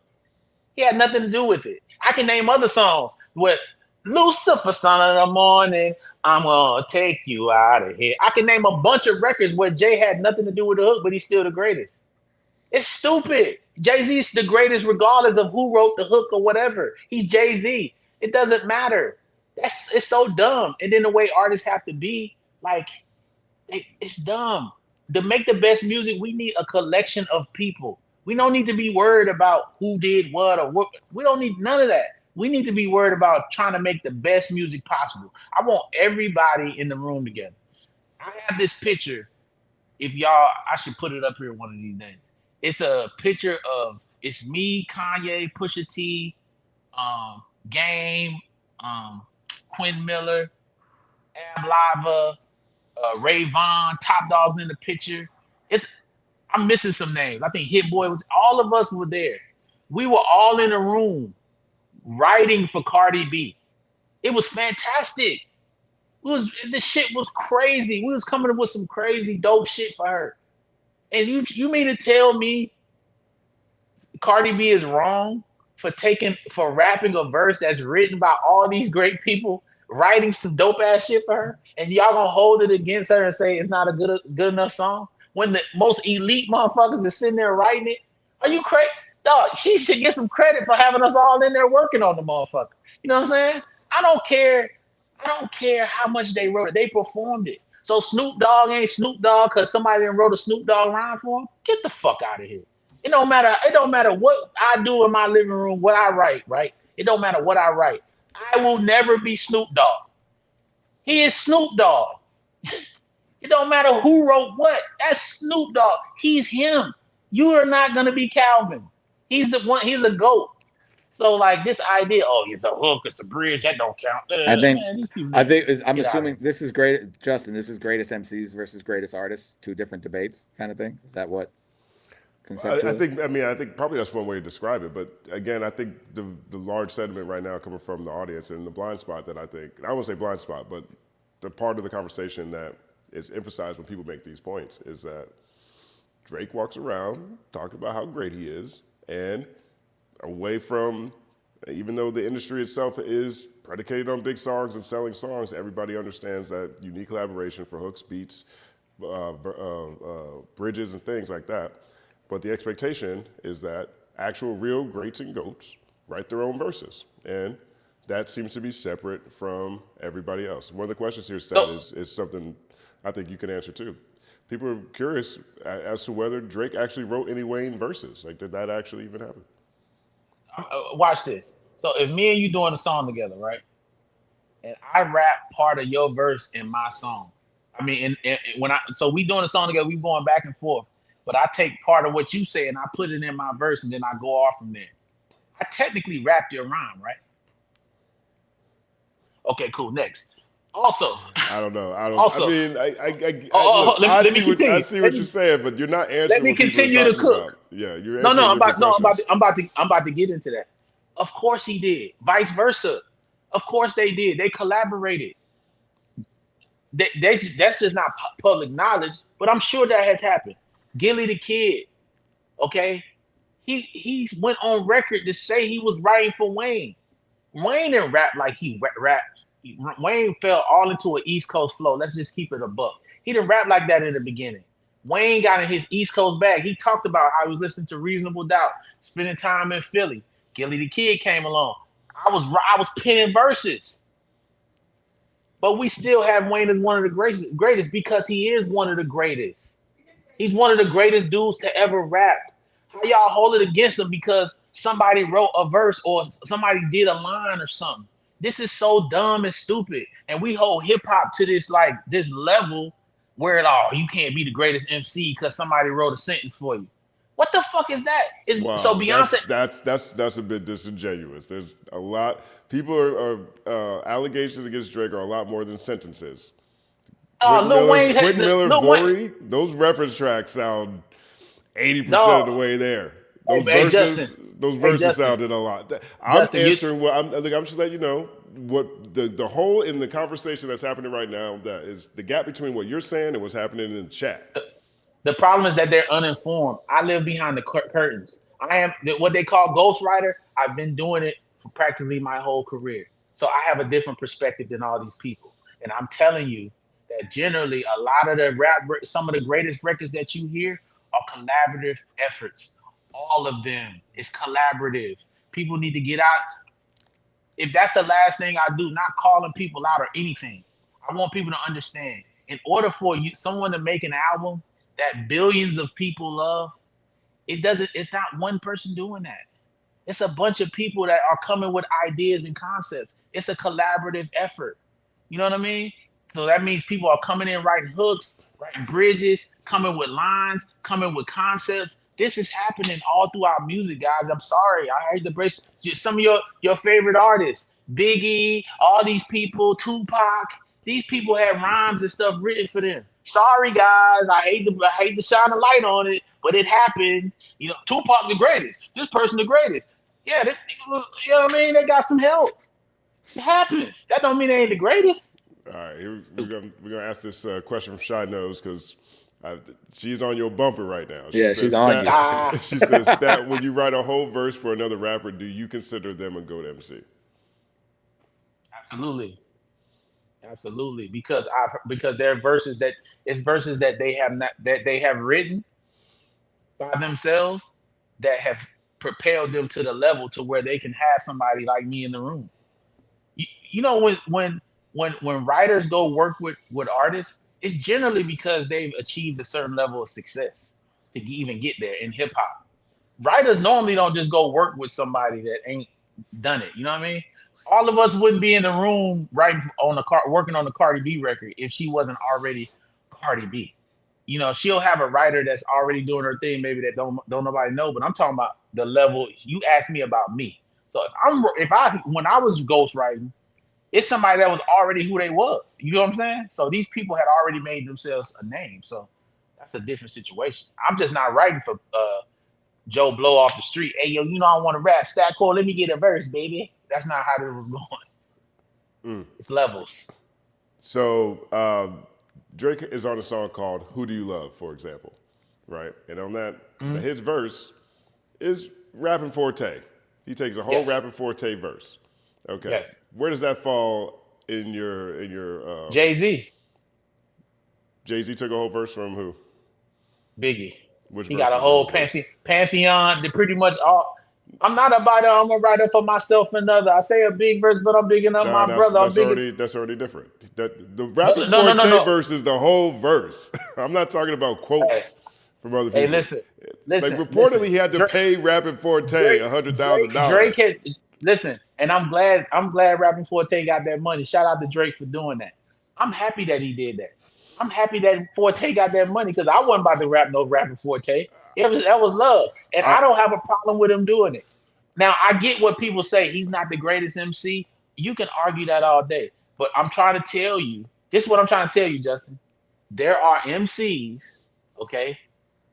We know this. We're not going to do it on the third verse because we don't want to deal with that. But there are MCs that people consider to be the greatest MCs that they have rapped other people's whole verses. Dog, first of all, let me give you another nugget. I'm going to say this on the third verse. It's certain producers and certain level of producers that when you go work with them, you don't even have an option. We're in there all collaborating together. You don't even have an option to go in there and do your shit by yourself. There are certain level of producers that require everyone in the room to work on it. And I'm going to leave it at that. You don't even have a choice. You over there trying to work. Nah, we doing this together. We don't trust you. And I am big enough as a producer to tell you this is what the fuck we doing. And guess what you got to do? Roll or get the fuck up out of there. And they always roll. Okay, well, I see where you're coming from. Look, but here's my thing with it, right? I think that if you are somebody who has been accused of using ghostwriters, but you've also ghostwritten for other people, to me that overall balances out.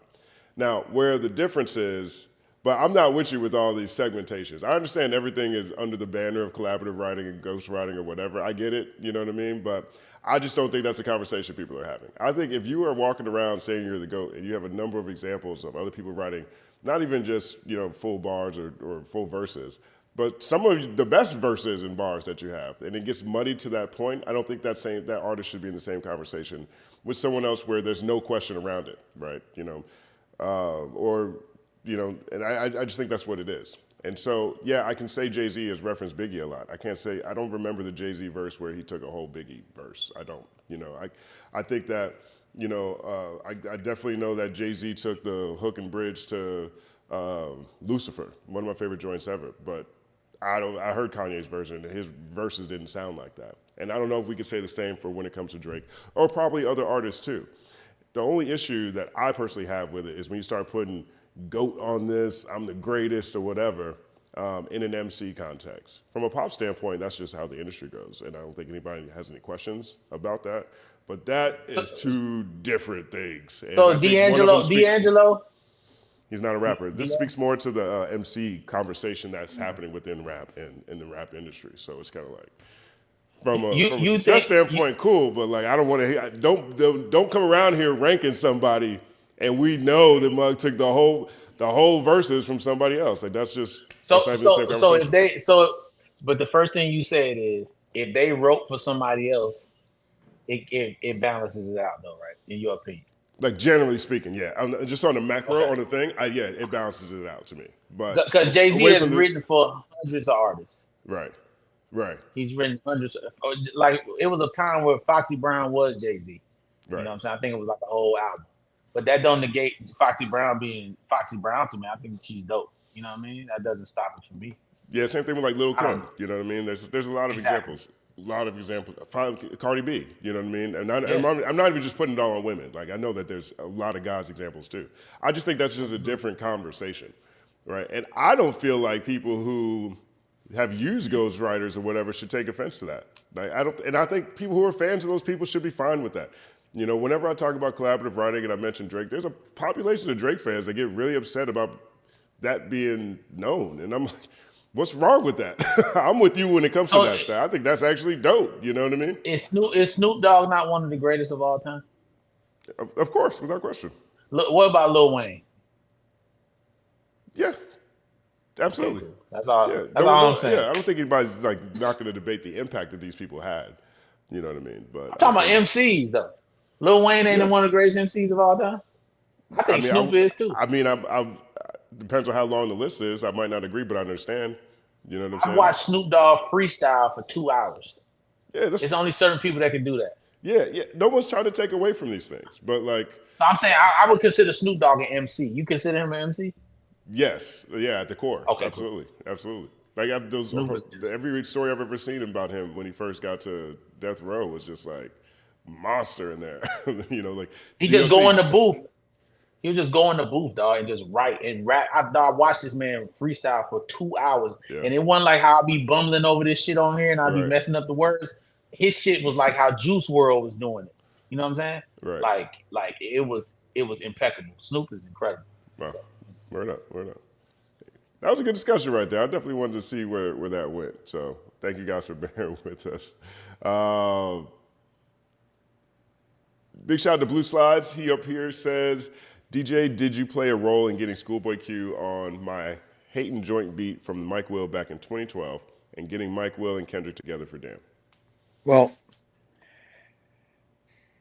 I mean, Mike and Q already knew each other before I knew either of them, actually. So that happened, like it all happened around the same. That record was around when I started working with Mike. So, and Q, honestly. So but no, they that happened on their own. They already had a pre-standing relationship. And Dot, and I mean, we all were involved. Everybody, I mean, TDE was family. My Eardrummers was Mike, that literally was like my squad all together, like that we were working with all at the same time. So, I mean, like that relationship predated me, Mike and Dot's relationship. And and we all kind of grew together. And I am very happy it happened though. The damn thing was an incredible moment, and like, that was like the two main crews at the end of like my Interscope reign that were hanging out in my office was the TDE crew and the Eardrummer crew. So that was like those were the two main. Go ahead, Stat. I know you want to chime in, so I got a story. I know that's this why shit. I was gonna tell it, but you tell it better. So go ahead. No, I was, we was waiting to have Mike on the show, but we'll do it again because we ain't popping like that, so we can do it all over. We're in DJ's office. Me, DJ, Mike, Manny, right? Kendrick was going to a Clipper game, right? But he wanted Mike to hear the songs that he had did for Damn because Mike hadn't heard some of the songs. And then Mike was it was a couple of songs that Kendrick was like, you can use these songs for your album. They don't fit on my shit. So me, Manny, and Mike walked to No Excuses Studio. DJ didn't come over. Kendrick at the Clipper game. They play DNA first. I'm like, oh shit. You know what I'm saying? That shit was crazy. Like that was my first time. I had my first time hearing it. I'm like, oh, okay, Kendrick on some shit right now. Then the engineer says, okay, he's saying you can have this song, and there was another song called Got a Pint. What's the name of that song? The song that might end up using Perfect Pint. Something. Perfect Pint. Shout out to DJ Fu. He did that. Him and Mike did that together. Yeah. When I tell you, he played Be Humble and said, yeah, Kendrick said you can have that for your project. I walked out the room. I called Top Dog. On the phone, I called Top Dog. I said, Top, I work with DJ. We manage these producers together, and I am family, and I love him. But this motherfucker just played me a song called Be Humble. That cannot go on Mike Will's project. That is the biggest record this man will probably ever write in his life. It's huge. Top was like, oh, yeah, okay, let me see. I got to check that out. I said, Top, you can't do it. I went to Manny. I said, Manny, dog, he trying to get Be Humble to Mike? That's not going to happen. Manny's like, oh, no. That's not Manny has a different way of talking. This is why he won't come on the podcast. But Manny, it sounded like he was mumbling, but he was saying no a million times. Like, no. Kendrick was trying to give Mike Will Be Humble for his project. Yeah, the single. He was trying to give it away. He was trying to give it for Mike's project. But it ended up being Perfect Pint is the song they used. But yeah, that really actually happened. I remember when I heard that, and I'm like, yo. And I remember I told DJ, I'm like, bruh, that song is going to be the biggest song that he has had. I mean, I didn't know he was going to get in the battle and create Not Like Us, which is Jesus Christ. But at the time, Be Humble for a long time was Kendrick's biggest record. 20 million sold. So, exactly. So yeah, this dude Kendrick was trying to get that song away. He was at the Clipper game. He didn't give a fuck. Well, that's what happens when you go to Clipper game. You make mistakes like that. I was waiting for that. Man, the Clippers were the hot ticket. Just to talk about the guys, the Clippers was, man, during Lob City playoffs. I remember I gave Top one and Mike one for my floor seats during Lob City days, and they would go together. They were like, fuck, everybody wanted to be there. Yeah. They like the Globetrotters. Imagine if the Globetrotters didn't win at the end of the movie. That's what Lob City was. Like, you go to a Globetrotter game, but somehow they lose in overtime or something. That's kind of what it was. Like the greatest show on earth that ended in disappointment all the time. Big shout out to K-Way for real. He says, fact stat, my fiance and I went to Disney on Valentine's Day, spent $700 on tickets and fast passes, and only rode 3 rides. Shaking my head. Could have went to the Snooty Fox for $29 and got a fifth of Alizé with money left to spare. It's crazy. That's incredible. It's crazy. It's crazy. Awesome. But think about this. What if corporations really say, you know what, we're going to make things affordable for people. We're going to make enough money to where all of our employees make a good salary, but we also are going to make it affordable where people can afford it. Like, imagine that. Imagine if we lived in a world like that. Wouldn't that be amazing? Because I know for a fact, as a creator of music, if I could get away and make music and sell it to you guys for $1, Like I rap, when y'all come up here and do y'all super chats, whatever it is, YouTube takes half of it away. So essentially, if you put $5 up here, I'm rapping for $2.50, baby. I'm spitting. I'm giving you get it at a deal. I'm showing you love. I'm not like Disney. We rocking with I'm you not on like the super Disney. chat. You know what I'm saying? We ain't taking from you. Getting a whole personalized rap. You got a podcast. We shouting it out all for the price. Essentially, that goes to us three people. Three people up here get to split $2, and we appreciate your $2. And that's how much we appreciate your $2. $2. I rap for your $2. And I'm he won't rap. spitting. He won't rap for anybody else. Just to be sincere about this, he has been running Exactly. away from the DJ microphone offered for a me long time. thousands to perform at his wedding. I told him no. But for you and your $2, spitting. And nobody was You taking got me. half. Nobody was taking half. Nobody's taking us half. It was straight up. Nobody was taking half. But I do want to shout out our memberships program. We were able to activate members on this platform. So we have 3 tiers. We have the Crow It Up tier. That's this morning when we explained to you what crows mean. The Crow It Up tier is $5 a month, and you get custom emojis, you get badges, you get access to videos early. One of the things I'm excited about doing is recording members-only videos where we're reacting to music, new songs that come out, where we can play the music and not worry about getting punished by YouTube because they'll sit behind the paywall. And so a lot of things coming on the members-only side, look forward to. Then we have the $15 third Versikin tier. Shout out to all the third Versikins out there. And which we have. We have 2 third Versikins, so we actually have something we have to schedule because the third Versikin tier gets the same thing as the Crow It Up tier, but they also get a monthly members-only live stream with the 3 of us. And that's where Stat can be all the way Stat. You know what I'm saying? Oh, look at his face. They might not want to be members He's anymore. like, That's so true. So you get that, and then we have the third verse superfan tier, which is $100 a month, and you get all those other things plus you get a merch pack. And so we've got Crow It Up merch, third verse merch. We got a lot of stuff. So you get a merch bundle with it. As we update new pieces of merch, we'll send you a piece of merch. You get the new T-shirt whenever it drops each month, whatever it is. Happy. And then we have the. Do you know what DJ's gonna do? He's gonna try to get the Crow It Up part of it just to pay so he can get T-shirts and hats. That's it. And then we have another. I don't know if we have a name on this, but it's like the top tier, the top tier, which is $500. And you get an hour 101 with Stat or DJ to talk about your career and how things are going.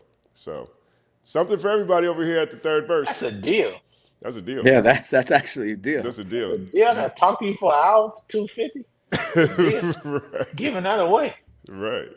So Hey, but anybody on here, like, add, subscribe, please. Go ahead and you hype.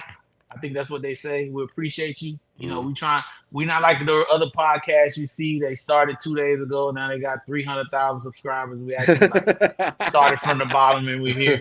You know what I'm saying? We're actually trying to build something organically. We're actually trying to do it right. We have Mandela as part of me and DJ's team, and there's Justin here. So it's only so much wrongdoing we're going to be able to do. He's holding us accountable, holding our feet to the fire.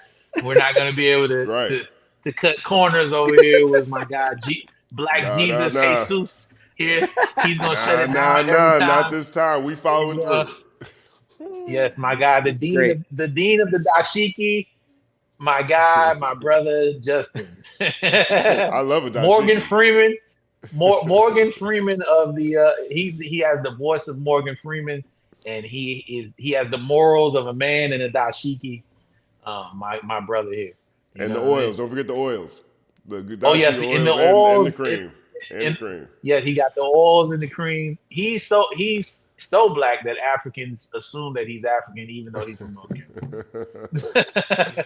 Shout out to all my melanated people. Paying hell love over here. I love everybody. You know what I'm saying? As long as you ain't as long as you ain't Confederate. I got no time for Confederates. You know what I mean? There's way too many Confederates out here. Fair and enough. That's my politics. Well, Anti-Confederate. I think we all hate them. I think we all hate them I a think you bit. might be surprised, but yeah, you're absolutely true. Absolutely right. Big shout out to, oh wait, we just skipped one. Shy Nose says, vinyl only exclusive songs, e.g. Keem, Fire. Is that a good idea? Vinyl only exclusives. Do you guys support that? Some people love the vinyl, so I think it works. I'm not mad at that. I don't think it's something you can really sell to the masses because most people, they listen to their music here. So if it's not something designed for the phone, I think you kind of like missing a lot of people. But that nostalgia of vinyl is cool for some people. Go ahead, DJ. Yeah, I think speaking specifically, I think what the question is like having a song be exclusive to a vinyl to help. Okay. Like, I mean, I think it's a cool idea. I think in the end, whoever the producers are on that song probably be disappointed that they're not a part of the project that goes streaming, especially for a bigger artist. But as far as like for an artist like Keem, who can draw who has real fans, like if you have real fans and if you could like drive another product because there's an only way somebody can get a song, it's probably it's probably a good way to help push, especially try to bring physical product back to the marketplace, to have things that are only available. I mean, we used to do it all the time, like back in like when we sold CDs, there were Target exclusives, Walmart exclusives, like everything was done for a smart marketing thing. Like I'd have, like when we made an album, we had 5 extra songs. Like one of them would end up on like, hey, you're gonna be on the, what was it called? My God, my brain's not working, but like the cap at the end of like the if you're in Best Buy and you're at the front of the aisle and like you would get in there because you did an exclusive for Best Buy, and that was on their album there was 18 songs instead of 17 songs, and Target had a different exclusive, and Walmart might get one or so. And then when you go to but for vinyl, I mean, I think anything that makes something unique, which makes it a different piece of product, is probably a smart idea if you're somebody who has the fan base that wants to feel attached to something. Like it's cool. I mean, it's just smart. Yeah. This was just for context too. Shawno's posted this before she was on your bumper about this ghostwriting thing. So this was her before the tone changed. As I was like, this is kind of going backwards in energy, but I'm with it. It's a lot more calmer than this one's older. That you don't know anything. This one's older. Yeah, I didn't know. No, I didn't even read. I rock with Shy Nose. I hope us disagreeing doesn't make it to where. No, I don't think it's anything like that. I was just joking. I wasn't trying to spread narratives. I ain't creating narratives over here. Hey, yo, we didn't talk about this. I know we talked about a little basketball. Is Charlotte gonna win this game against Orlando this evening? Is that what we're doing? I think it's gonna happen. Well, it's tomorrow, right? But I think is it tomorrow? I think it's tomorrow. Okay. So I mean, Charlotte. Yeah, I know they're your boys, but they're another one of those teams, man. Like they tried to lose that game 75 different ways. I mean, like they have a history kind of Clippery themselves. It's just a lot shorter. Like they kind of like. Well, we were never as good as the Clippers. We haven't been to the playoffs in. I mean, but they had that team with LJ and Morning and them. That was a super fun team that like never reached its ultimate. Right. Like back when we had big back televisions and Michael Jordan. You know what I mean? Like that wasn't going to happen. One Kendall Gill on that team. But it's not just about not winning. Like they didn't get as far as they probably should have for it. Like we played Michael Jordan the second round pretty much every time. The first and second round, the Hornets had the Bulls. Right, but good luck. Right, but that's because they were 8th, is what I'm saying. Like they were a better team. Like they could have gotten better to get. I don't know. I mean, I'm not even sure. I mean, the team is a young team, and the East was stacked back then. That was a different East. 8 is pretty good in that East. The East was crazy. If you're giving them points for that, I mean, I'm just saying we're comparing. The Clippers were 2 or 3 in the West, which was incredible for 15 years every year. 2, 3, going against KD and against Steph and against Hornets team. And against, like, I mean, there was a lot of that Hornets team didn't have a championship winning Hall of Famer on it. There was no expectations for this team, but there was no Kawhi Leonard worthy player on that Hornets team at all. You know, there was no. We were talking about Lob City. CP or Blake never won anything. People said CP's a Hall of Famer. He's a Hall of Famer, and he made the NBA Finals. Yeah, he made the NBA Finals after he left. I No, mean, but still, that's he's a lot still of a Hall of asterisks. Famer. That's a lot of He's still a asterisks. Hall of I still wouldn't put the Hornets in that Clippers category. Clippers have made it. Yeah, I know. They've been way Larry more Johnson's successful. not a Hall of Famer. Maybe Alonzo Mourning. Maybe so. Yeah, maybe, barely, Well, but still, he he's never. just teetering. injuries and like heart stuff, like really, shortened his career too, Right. or slowed it down at least. You know what I'm saying? He was But, like, good. I mean, I hope Charlotte wins just because I think it would be fun. Like, I think Golden State's going to win. Look, my team is still on. My picks are still alive right now. Yeah. Charlotte Golden State final is very likely. We're right there. Like, hey, we're still alive. I think it's right there. The wise man said, all you need is hope. Yeah. Neighborhood Charlotte hope Golden dealer. State final. You can still retire if you just go put $1 on that somewhere. You'll Hey, be that's able not to my, retire.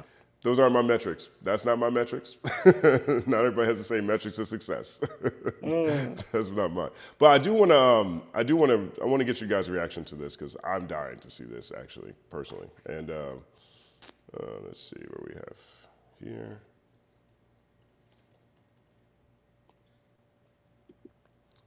And so this actually was a really big deal in my life at a period of time. And I want to share this experience with my fellow third Versicans because I'm really excited about this movie. They released the first teaser for Spaceballs, the new one, which will be in theaters April 23rd, 2027. I did not know we were going to talk about this. This makes me so happy. I haven't seen this at all. It just popped up. So I'm like, oh, let's see this. I feel like DJ might like this. So let's take a look. Oh, I can't see it, Justin. We can't see it.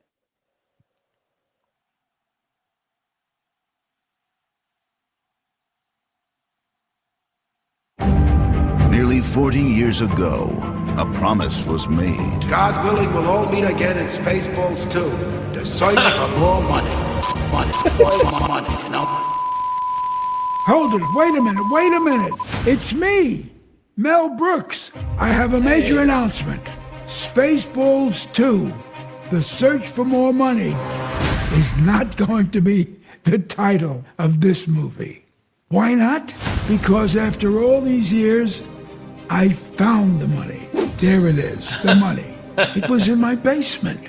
But everywhere I go, people say, Mel, where's the new Spaceballs? When are you going to make the new Spaceballs? When are you going to make the new one? Well, we did it. And the title is Spaceballs, the new one. It's just like the old one, but it's newer. That's why it's called the new one. There you have it. I'll see you at the movies, and may the Schwartz be with you. Incredible. Word up. I'm excited about that. I love that movie. It is That movie was such a incredible. defining Like, part of my childhood. Oh my God, that's incredible. my father literally still calls me anytime it's on TV, and he'll just text me the station, 247, whatever direct TV station it is. Me and my dad still have cable television in our house, Yeah. but and it'll be ludicrous speed, there are certain quotes from the movie, but Mel Brooks is fucking 100 years old doing this shit. That shit is incredible. He's 99, dope, I think, or something like That's that. dope. But that movie is, I'll still, no matter when, if it's on, I stop and watch from whenever it's on till the end. Yeah. Combing the Desert, everything about it is just brilliant. Yo, when I was a kid, that was probably one of the first times I really caught a social context joke on my own without someone older having to explain it to me, was the combing the desert part. Yeah. Right? I was like, oh, I get it, combing because they would say that in G.I. Joe and cartoons all the time, right? I'm like, oh, they're combing the desert, yeah. And you got the white guys with the comb, and then they get to the black guys, and they're combing the desert with a pick. And they're like, what about you guys? We ain't found shit. That's my favorite moment. 6-year-old me died laughing every time that happened. There was nothing funnier in the planet than that scene for 6-year-old TCM. Oh my goodness, that's incredible. Combing the desert with the pick. Yeah. Yeah, it was that incredible movie. It'd be interesting, obviously John Candy's not with us anymore. There are a few that aren't, but what's his name? How did he die? He died very young. I feel like it's all drugs all the time. Yeah. Well, I don't know, but I could be wrong. That's just Well, me being Candy as a stereotypical. last name, kind of synonymous with it, It was it's a heart attack, is what it said, but he was young. He was 43, Yeah. but he was so good. R.I.P. John Candy, man. Yeah, John Candy, and then Dick Van Patten, who was the king, who had this, Wow. who had the great code to keep the air in his planet of 1, 2, 3, 4, 5, Right. or whatever. 1, 2, 3.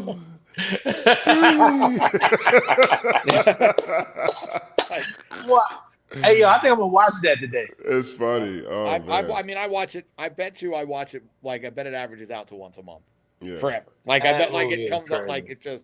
it's one of those movies. Like, it's like there's like that. There's like Die Hard. There are certain movies that if they come on, no matter when they come on, like I watch the whole thing, Yeah. and that from when it is till the end.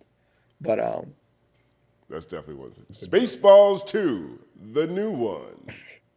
but they really had that, the search for more money. Remember that whole Search for thing with money. like the merch where they were like in the movie, like they had.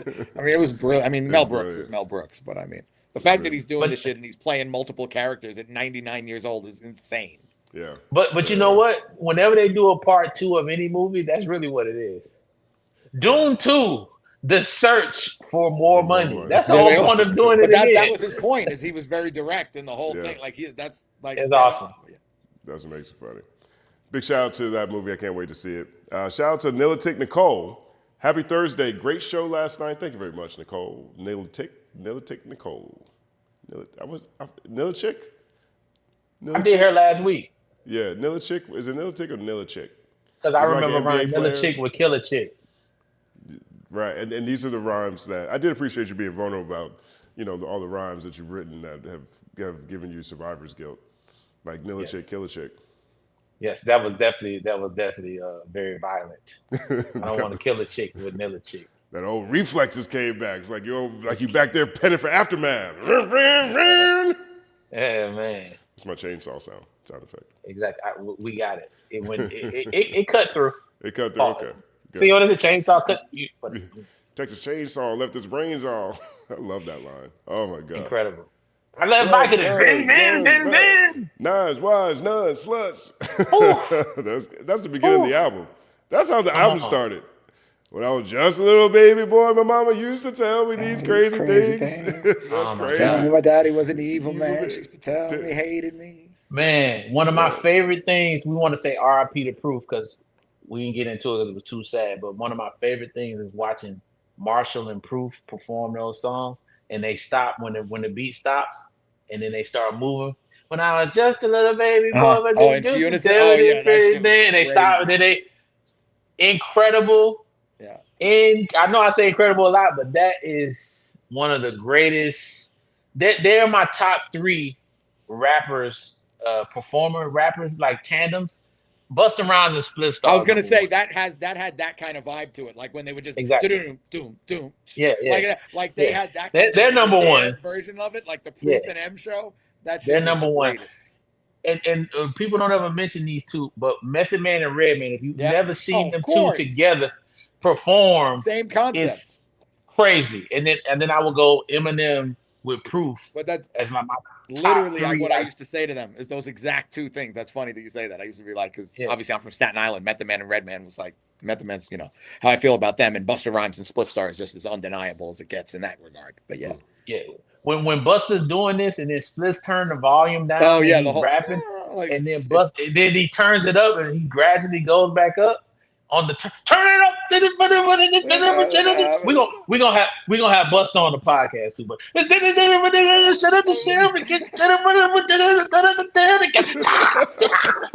I love that. That's so dope. Man, do you guys have like a favorite underappreciated or favorite underrated Eminem verse? Like an Eminem verse that most people probably don't think about. That's one of your favorites. I'll start. Mine is Rabbit Run. Rabbit Run is, to me, that's like one of the most critical songs in my life. Like every time I really need to feel like I'm nervous to do something or I need some extra inspiration, it's like Rabbit, the beginning of that, some days I just want to up and call it quits. I feel like I'm surrounded by a wall of bricks. Every time I go to kill it, I just fall in pits. My life's like one great big ball of shit. If I could just put it all into all I spent always trying to swallow it instead of staring at this wall and shit. Well, I sit writer's block sick of all this shit. Can't call it shit. All I know is I'm about to hit the wall if I have to see another one of mom's alcoholic fits. Like that whole shit.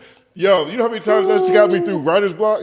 How many times I've been sitting at a blank screen and all of a sudden I'm like, this is it, that's all, that's it. I ain't dealing with another fucking politics. I'm like a skillet bubbling until it feels this up. Yo, I love that so much.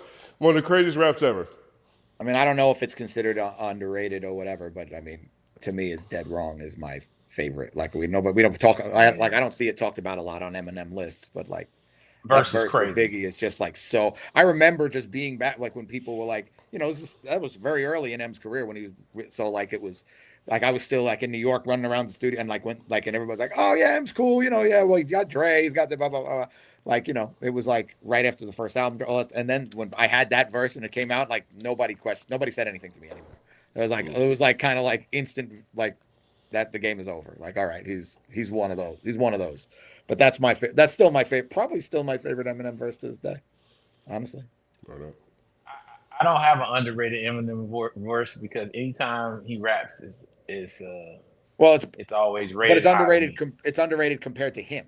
You know what I mean? Like, there's still got to be like he's the only person in the conversation, so it's still got to be. I think he's probably one of the biggest rappers, but still underrated by a lot of people. I still have people in my life that tell me he's not what I think he is, and so the fact that someone can say that about him is crazy. That to me, that's like telling me that Michael Jordan is not a good basketball player. You know what I'm saying? I have people in my life that I'm cool with that tell me, man, he ain't all that. I don't really get down what he talking about. What? I'm not into all that blah blah blah blah blah blah. You know what I'm saying? Gucci Mane better than him. I love Gucci Mane. I think Gucci is dope. But there's levels to what we're talking about.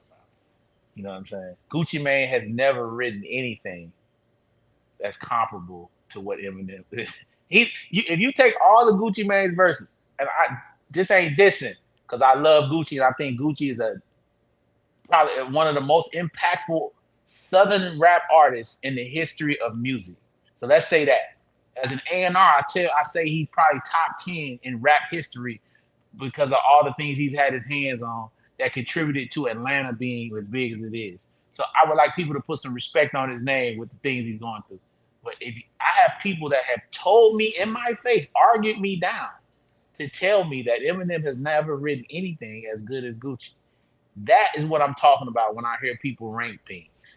So it's like, we can't be listening with the same ears. You know what I'm saying? Because that's like me saying that I am a better athlete than Brian Urlacher. I've never been a better athlete than Brian Urlacher. You know what I'm saying? It's not happening. We play two different sports. Sure. He plays a sport and I didn't. So it's just not even the same. That's why I say personal preference is a thing. You know what I mean? It's hard to judge music or even rank it because everybody got their own thing. Man, you dug in the crates for that Brian Urlacher. Yeah, I was like, right there. I was like, what? Did That's I miss crazy. a reference on the Culture United? He was an incredible athlete. He was an incredible athlete. I know who he is. I'm just saying it was. Yeah, he was on the last time the Bears went to the Super Bowl. Urlacher was on he was defense. a beast. You think he's a Hall of Famer? Yeah, I think so. I think he's a Hall of Famer too. He was a beast. Blue Slide says, DJ, where's Giannis going? The Knicks. I can't tell if you're sincere or if he's going to the Knicks. The Knicks are going to lose like they love to do, and then especially after they had that. They fired Thibodeau. They did whatever. I really think he's going to the Knicks. Could be the Heat. I really hope it's not the Warriors. That's where I want Kawhi to go, honestly. That would make me so happy. It would make me so happy if Kawhi won there too, and then it completely invalidates the 2 KD rings. It's like, all right, he went there. Where does Jimmy go? If Kawhi goes there, does Jimmy go? Oh, they keep him.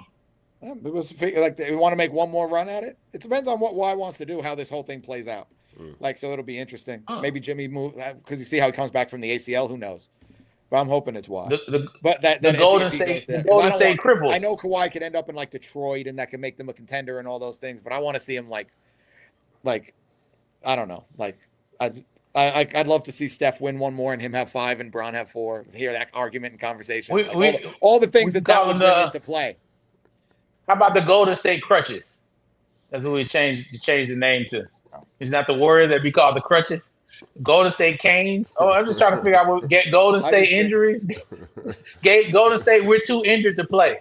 I'm just saying if he goes there, Golden State. It depends on how they do it. Like, if they do what they did right now, right, with Steph, like they didn't play all year, and now like in the play-in, like he was held. Like they may just try to make a run.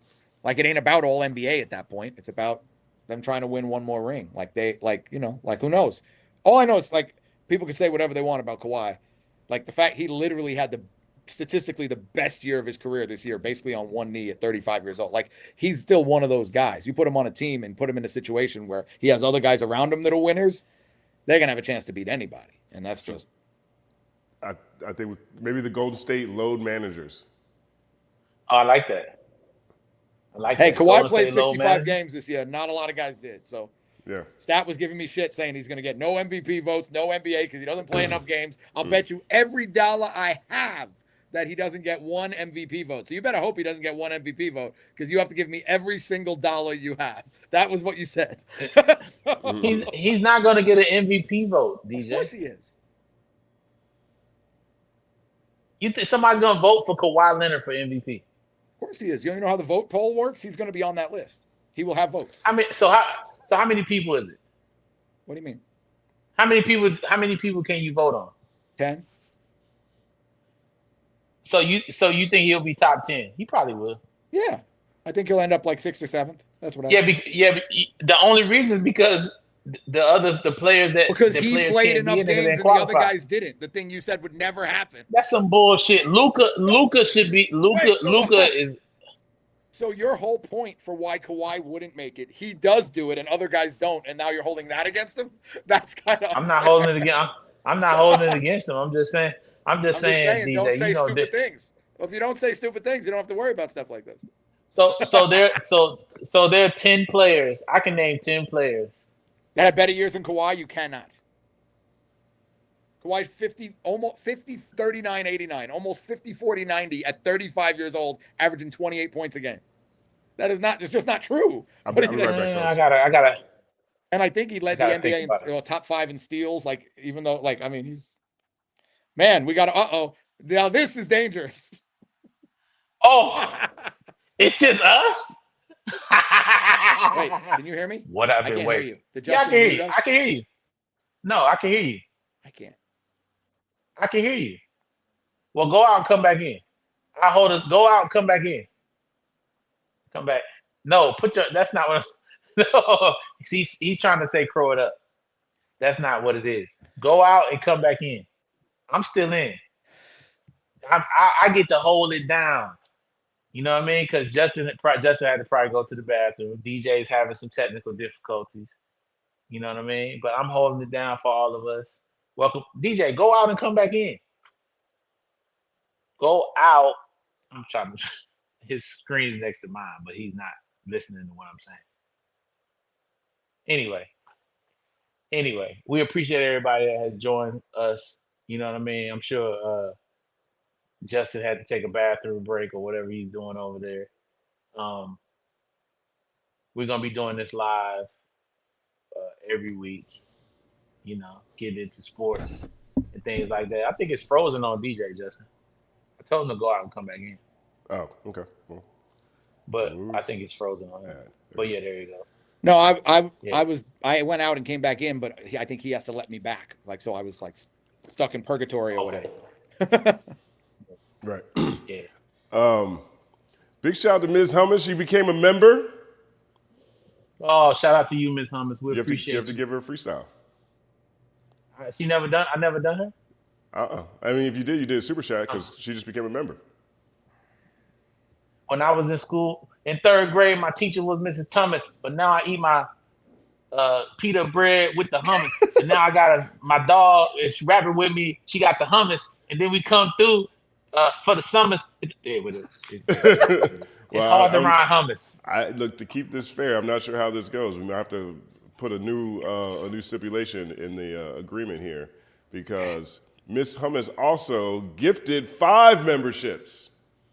How you do that? So you can gift other people memberships. So she brought 5 more people. She came to the club with a +5.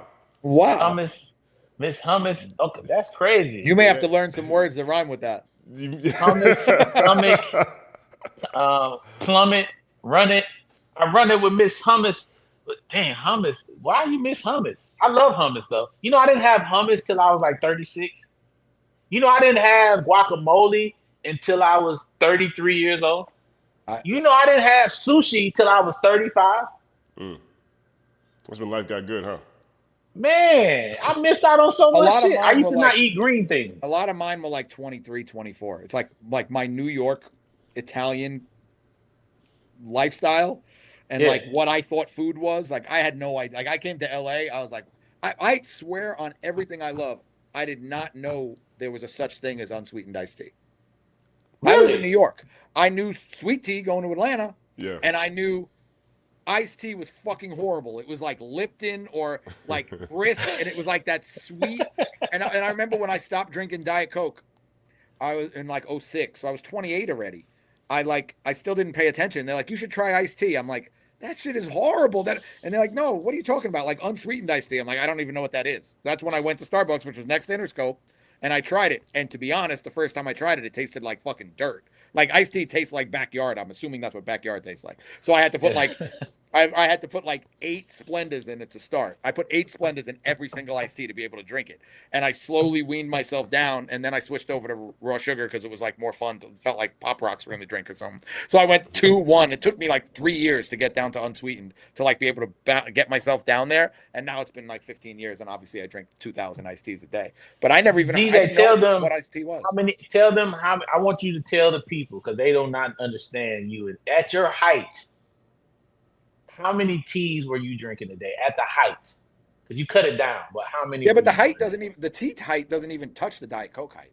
Well, I'll start with, matter of fact, the Diet Coke. Let's do it. The Diet Coke height was legendary. Like I literally. Let's talk about the Diet Coke. I would buy a 24 case of cans every single morning.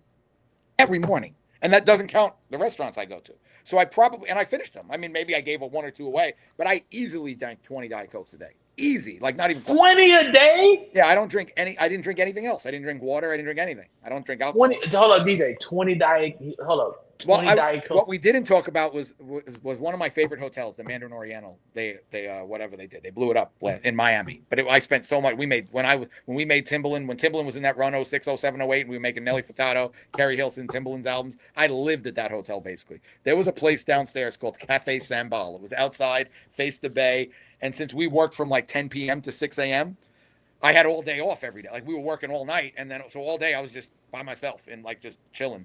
And so I would work from there, like I do at Javier's now. Like I would just sit at that. If anybody was in town, they would come there. But one time I had a meeting, and I never really paid attention to it. But like one time, they actually, finally after a minute, they said, "Are you sure you want another soda?" And I was like, "Yeah," and that's when I realized they were just giving me the bottles. They weren't giving me, so I was paying for every single one. And I looked at it, and at one meal, I have the receipt upstairs. I got to take a picture of it because I have it. I'll put it on next week or something. I had 17 Diet Coke. I paid for 17 bottles of Diet Coke at one lunch. So back then in 2006, they were $3. They're probably like $9. One lunch. But like, so $51 in Diet Coke at $3 a pop. So it said 17 Diet Cokes on the bill. I was like, this shit is insane. Yeah, I was like, I might as well have had an IV and just had it just save me some time. But yeah, and then you didn't get sick from that? No. Okay, so then you went to the iced tea. Then I switched iced tea. I mean, I probably drink at the height. I probably drank like 8 to 10 Trentas a day. I still am probably at like, and that's not counting. You know, when we go to restaurants, I just get iced tea after iced tea after iced tea after iced tea. I bet I'm still in the 20 or more a day range. Like I get like. How big is a Trenta? Because I get one with extra ice and then I get a bunch with no ice and keep refilling them. So it's like all those plus the restaurant. I drink at least 3 or 4 at breakfast, at least 6 to 8 at lunch. So I mean, it's got to be 20 plus every day. Anybody in your life should just be buying you Starbucks cards. That's what I said. I said I'm the easiest person in the world. Buy me socks with my daughter's face on it or Starbucks cards. I'm the easiest person to buy a gift in the world. I'm happy just give them every time. Starbucks cards. That's it. Because I'm that's happy. Or get me like, or you go. I said you could really go shopping for me at any point at like a convenience store or a supermarket because I love scratch out tickets and I love like gift cards to chain restaurants. And they have that whole wall of like Buffalo Wild Wings, Fridays, Chili's. I was like, this is like Disneyland. This is my Disneyland. Just all chain restaurants and lottery tickets. And there's usually Starbucks in there, so it kind of works out. Yeah. So did you think about this rhyme? You want to extend on Miss Hummus? You want to come back? You want to write a whole He's verse? gonna write. He's gonna have Drake write it. what you talking about? A whole verse? You gave five memberships. Five members. And I did. I did 2 rhymes though. I did the Mrs. Thomas, then I came back and I did 2. She got 2 rhymes. He got 2. Okay. He can't do it. We'll get him a ghostwriter. We'll find. I'm not opposed to that. I'm not opposed. I welcome ghostwriters helping me. I have no problem with collaborating, guys. I'm not like the rest of these people. Yo, Ms. Hummus, thank you very much. Check Ms. Hummus's live streams out on her YouTube channel. She's in there breaking things down, going deep dives, pointing out all the things that are really obvious when it comes to, should we be celebrating ghostwriters? All the agendas that be moving against certain people. Ms. Hummus be on it. Big fan of her show. We have K-Way for real. Thank you, Justin. Truly appreciate you. Shout out my pod. I went from 5 subscribers to over 100 in a day. That's what's up. Man, Check shout out to you, my man. pod, heavy on the R&B, discussing the rhythm and blues of life, available on all platforms. It's a good podcast. Like a lot of times you listen to people who have podcasts, you can tell that they're just getting their reps. They're not sure how their voice actually comes across. They're not sure how to structure a conversation. They're not sure what journey they want to take the listener on. K-Way don't have none of them problems. And he's funny as everything. He's one of the funniest people I've met on the internet. At least this decade. At bare minimum this decade. Shout out to you, K-Way, man. Keep doing your thing. Stay down. And all you got to do is be consistent, man. Don't be frustrated about how long it takes. We going through the same process, one thing about me and DJ for sure, as far as like breaking artists, the success is a lot more immediate when you have an artist because they come with a record and the next thing you know, they're the biggest thing in the world. It just goes very fast. And we're just learning to adjust to like actually like building a foundation. So we really appreciate everybody that has subscribed, everybody that's going to subscribe, all the members. When y'all do these super chats, we thank you so much. It means the world to us because this is our way to not have to. This is our retirement plan. We want to do this. We want to talk about sports and have fun and laugh and kick it with y'all. We've been tortured long enough by the music business. You got me, K-Way. I'm a subscriber now too. Hey, that's what's up. And that's huge for me because I don't know how to do anything, so I had to figure it out. I was like typing things in, but I figured it out. That's what's up. That's dope. K-Way on the rise. Yes. All right, I gotta subscribe to K-Way thing. How you do? What was it? You got to check K-Way. Yeah, I'll put it back up here. This is for everybody. Well, I can't see it, so because my screen's so small. What is it called? Give me the Heavy on the what R&B. So it's K-Way, and then heavy on the R&B. Let's see. On the. Is it the symbol R&B? Yes. Okay. Let's see if I can find it. Let's get him here. You got it? R&B money popped up. Where? How you spell K-Way? K Dash way. K dash. Bear with me, y'all. I'm worse than DJ is. There we go. That's pretty special. I'm dropping it in the chat. Make it easy. Oh yeah, thank you, because it still got R&B money. I see Jay Valentine. That's all. Pretty boy. And I'm gonna drop Ms. Hummus in here too. When is your episode coming out, DJ? We'll see. Did they tell you? Did they tell you it was coming out? It's coming. We crowing. We'll be crowing on there. And so this is Ms. Hummus right here. Yeah, you put this in our group chat. No, I put this in the main chat so everybody can get No, it. put it in our group chat so I can't see it. I'm talking about me. I want to subscribe, like in our text. God's I cool, but what thought I'm about over me? here looking at my text. Yeah, exactly. God is bro. cool. But what about? God's cool. What about me? I want to subscribe to Miss Hummus and K Way for real. Like y'all All just right. leaving me out. I want to There's play. your- I want to play with my friends too. They my friends too. I want to be down with Miss Hummus. Let's see, K-Way heavy on the R and B. Boom. I just subscribed, Miss Hummus. We out there, dog. Your boy, huh? Shout out to Justin for putting it in the group in our group text. Like, come on, K Way, let me get in there. What's up? What What's we our get? group text called again? I can't find it. Shut up, fool. What? I can't find it. It's called Crow It Up, you idiot, because you changed the name. And then here's K-Way. Oh, I didn't before you change the start. name. Justin did. No, you did it. You did no, it. Actually, I did. I like I branding. was like, I did not. I think branding's important. K-Way, hey, K-Way, unsubscribe, baby. Oh, let's get it, dog. Sign me up, bro. What's happening, bro? Put me in the game, bro. We out here, dog. What you doing? Yeah. All y'all. I subscribe. Let me tell you something.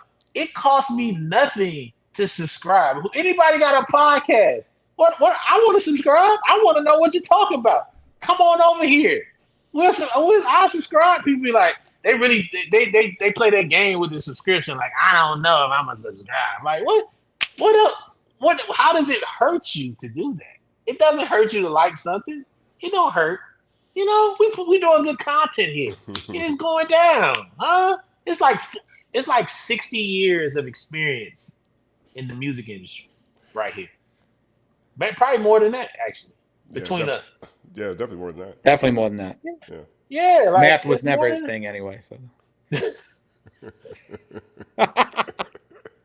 I just said 20, 20, 20, 43, 20 apiece, you know? There you go. But it's more than that.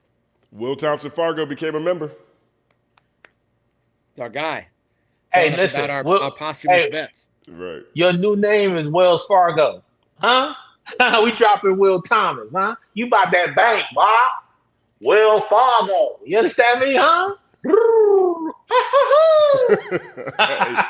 Yo, I think you just got a drop right there, Will.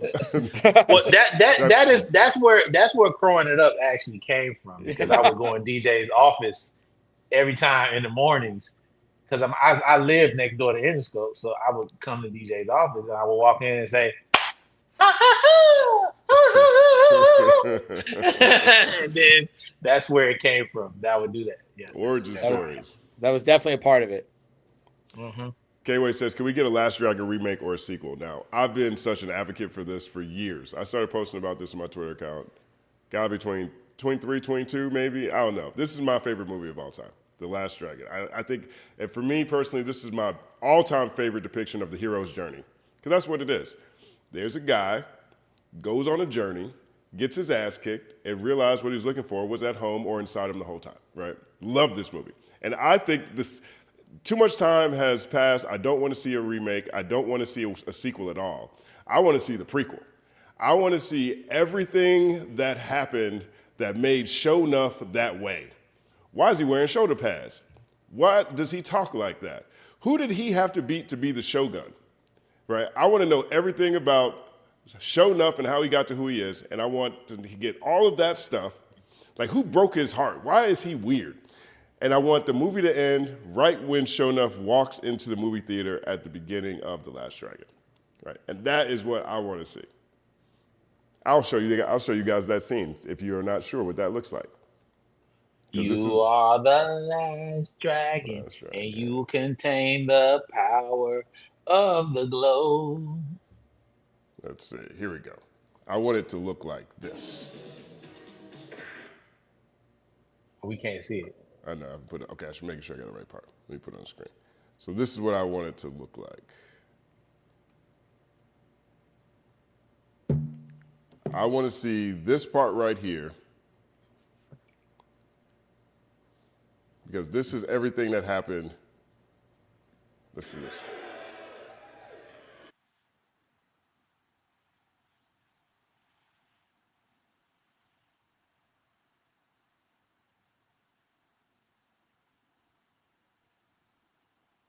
We can't see anything. I can't even hear you. And we can't hear you. You can't hear me or see me. Is that better? No, There we now go. we Now we do. do. Yep. Yeah, I put it on mute so there's no echo when I play it. All right, so here we go. This part right here. The prequel will end on the other side of this door. This door right here is where the prequel, in my mind, will end. Everything before this explains who Show Enough is, because right after this is what happens, and this is where things, as DJ would say, truly get ridiculous. This right here, I want to know everything that happened right before this. And I think that movie is out of here. I think if you do this, you don't have to worry about all the problems that people have had with trying to figure out a Last Dragon sequel. You don't have to recast. The cast is so perfect, right? You don't have to, see where they go next. I don't really want to see Show Enough again. I don't want Show Enough to come. I like the way his arc ended. I just want to see why he is like this. Like, why is this guy like, look at this. Why is he like this? Look at his outfit. Look at his hair. How did this happen? What kind of post-traumatic Vietnam stress? I want to see everything. Like, who did that to Show Enough? Why did he go? What happened? What happened? And I think if they do that, they'll nail it. They'll nail that, and everybody will. That's hard. Yeah, I think that's Shogun of Harlem. That's what should happen. That's what should happen right there. So I'm not mad at that. Prequel is the way to go. I love Show Enough. I love Show Enough. Jerry McCole says, underrated Eminem song, No Apologies. By the way, I legitimately, if you want to get a good laugh, I just looked in the chat and looked at what everybody's saying about me when I talked about drinking the Diet Coke. Right. It's fucking incredible. That's a lot of fucking Diet Coke. It's really good though. That's funny. So I think At that point, does it do you just piss out the beverage? Like it has to come out. I've never like had the any way it goes. normal, abnormal. I don't know. I mean, it was years and years and years. I've never had. It any never issues. smelled like the soda. You know, like when I eat beef stew, my piss smells like beef stew. I don't know why it's like that. No. Only beef stew though. It's true. This shit is hysterical. Like, this makes me so happy. We got another member, Charlie Turner, 9657. And we didn't. Man, this is new. a money earner like Charlie Turner. It come through and he got a new phone. It's a burner. He's smart because he's a learner. Sojourner. Okay. I gotta get a beat. I gotta get a beat.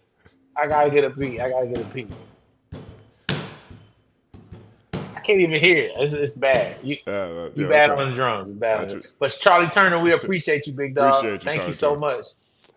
Zachary Money Stanley. earner Charlie Turner. Zachary Stanley 5957 says, "What up, Stanley, aka Stat Quo? Where's my rap at, yo?" Ooh, he set you in. He gave you the lead in. Now you get to have a conversation. Y'all tossing bars back and forth. No, he don't get a rap because I know him in real life. Listen, this is the guy I open taco stands with. This guy right here. Word up. Hey, you got supporters. fact. People you rock with supporting you. Yeah. Me That's and what's him.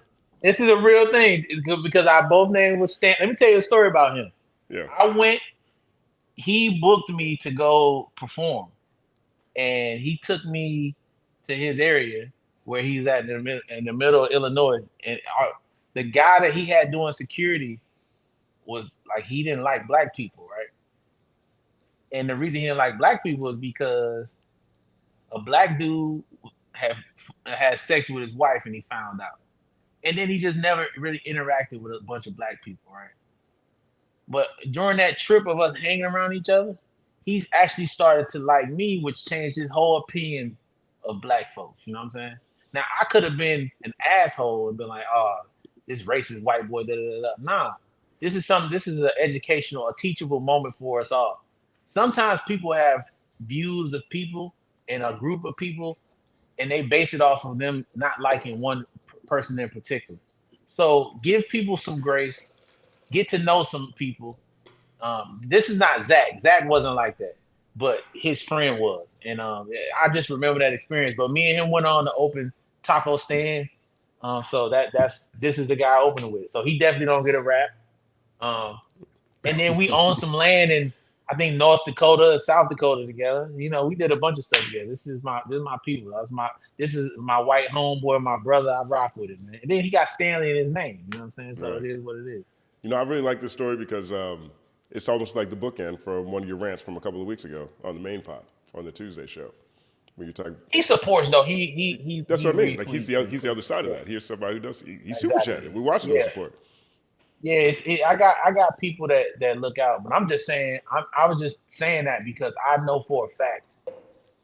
You know, I'm saying it for DJ too, because he would never say nothing like that. But I seen him do so much stuff for people, and I know what I've done for people. So it's just like, and Justin, I haven't been all in your personal world, but I know for a fact there are people that you like damn near gave your left arm to, and when you try to do something, they look at you sideways like, what am I gonna do? How about do the same shit I was doing for you? How about reciprocate the love? You know what I mean? Yeah. DJ stayed up all night last night for somebody else. He does that all the time. If it was about him, he would have been asleep.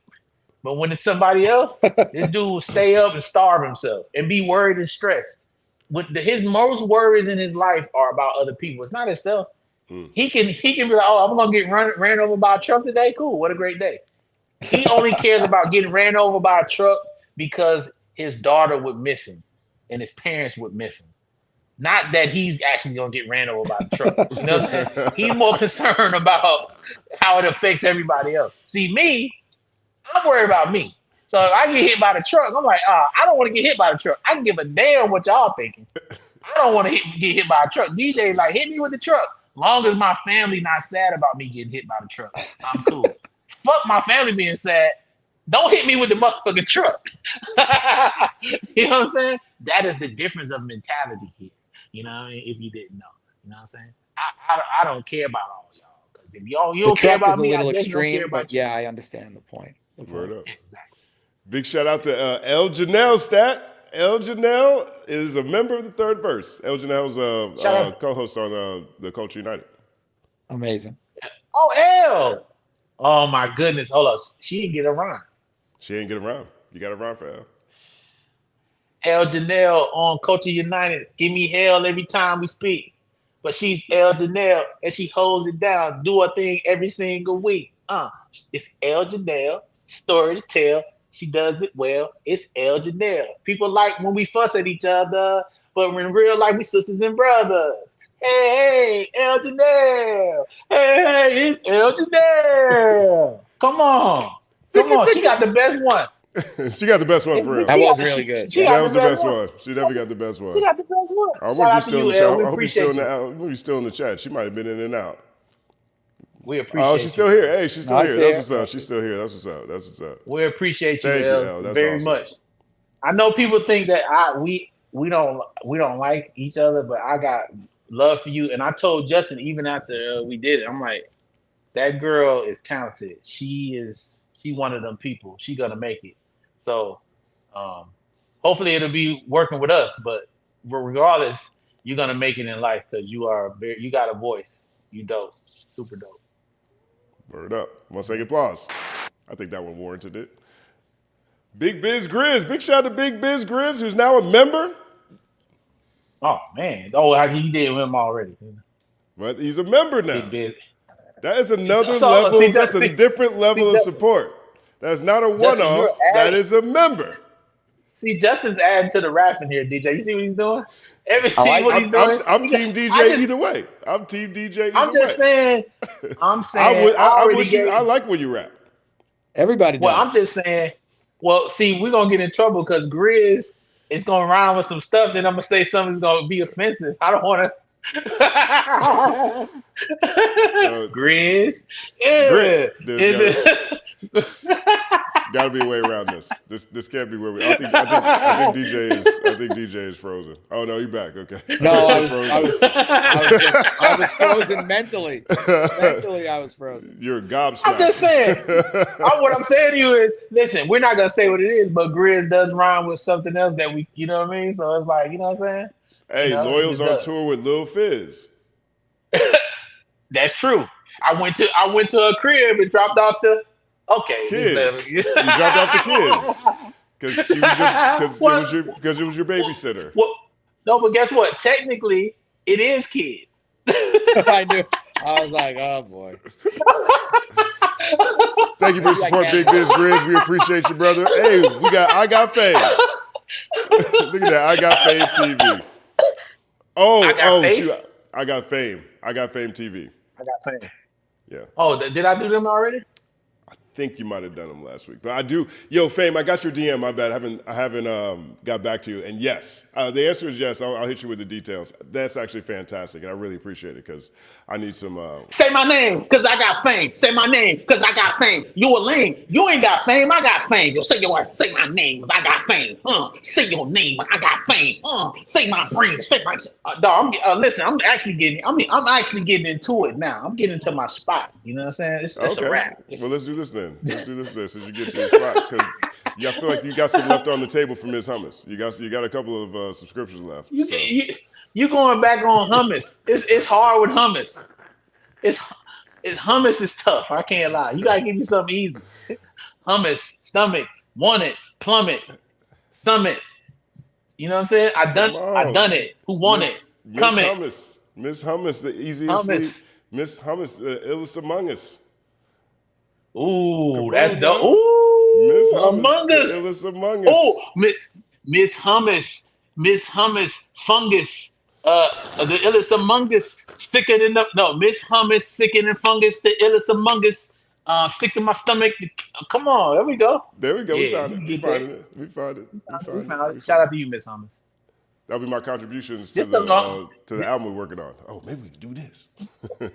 So listen, this is a question that I have. Because DJ got to take a call in 10 minutes. Like, what is the rules? Do people just sit up here all fucking day? Like Justin, explain to me the rules here. Because, I know DJ got to be the call. I'm going to take a bath after this. So I'm chilling. I'm just saying, what's the rules of what's going on here? You know what I'm going to do? One of these days, I'm going to do this live from the bathtub. You're not going to see me in the bathtub, but I'm going to just do it for the tub. Yeah, I used to take my calls. I used to take my get on those Zoom calls for the labels. I set up a bubble bath, and then they just film me in the Zoom call in the bubble bath. It was so dope. They'd be like, "Are you in a bathtub?" I'm like, "Yep, bubbles and all." You can't see none of my body, but it's just me engulfed in all the bubbles, talking about whatever project I'm talking about. That's funny. So dope.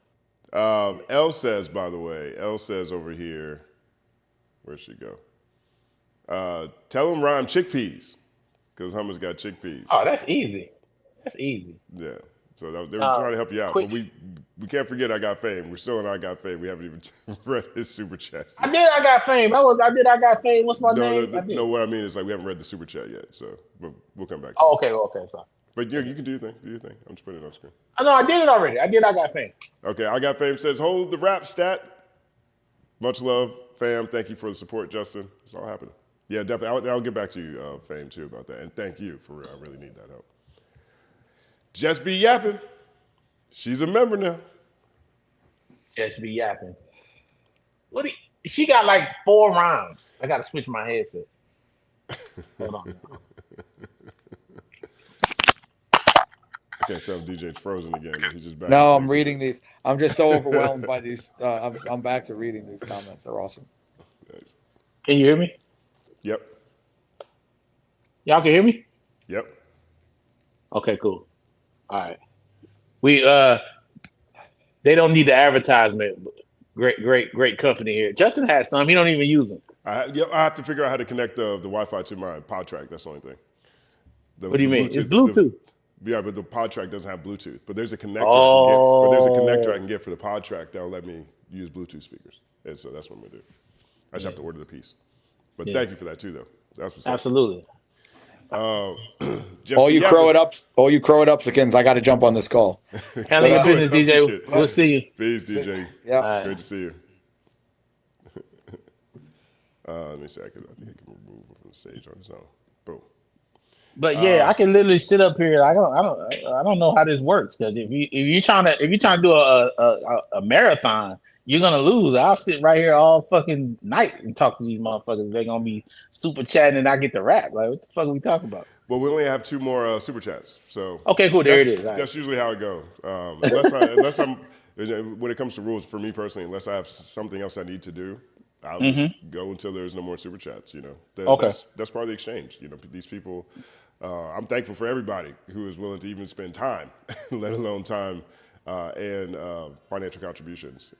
So this is absolutely. Part of it. Yeah.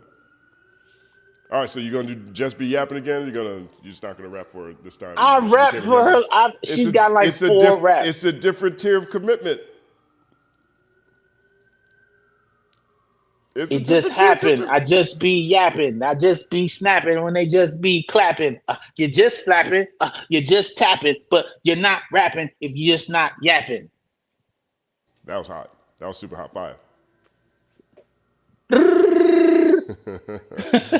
And here's our last super chat for the day. From K-Way for Real says, I ate asparagus on a date one time. I was embarrassed. I left old girl bathroom smelling like dolphin pampers. Oh yeah. That's another thing. That makes your pee smell. Dolphin pampers is crazy. What's the beets change the color? If you eat beets, that's how you can determine if your shit is healthy down there. Yeah. Eat some beets because if your pee don't change the color of the beets, you need to go to the doctor immediately. Oh wow. Okay. Yeah. That's good. A little health tip for you guys. That's a good advice for everybody. That's all the super chats we have. If you guys missed it last night though, I don't know who posted that, but maybe it was Jeremy McCool. I can't remember. But Stat did post 50 last night on Culture United. That video is up.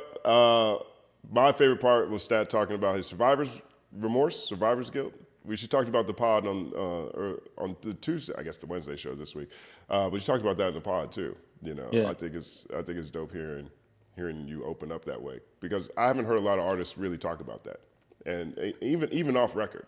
You know, the things that we have done or they feel like they've done that have not been the healthiest for their communities and for the people they love. You know what I mean? That's a real thing to think about.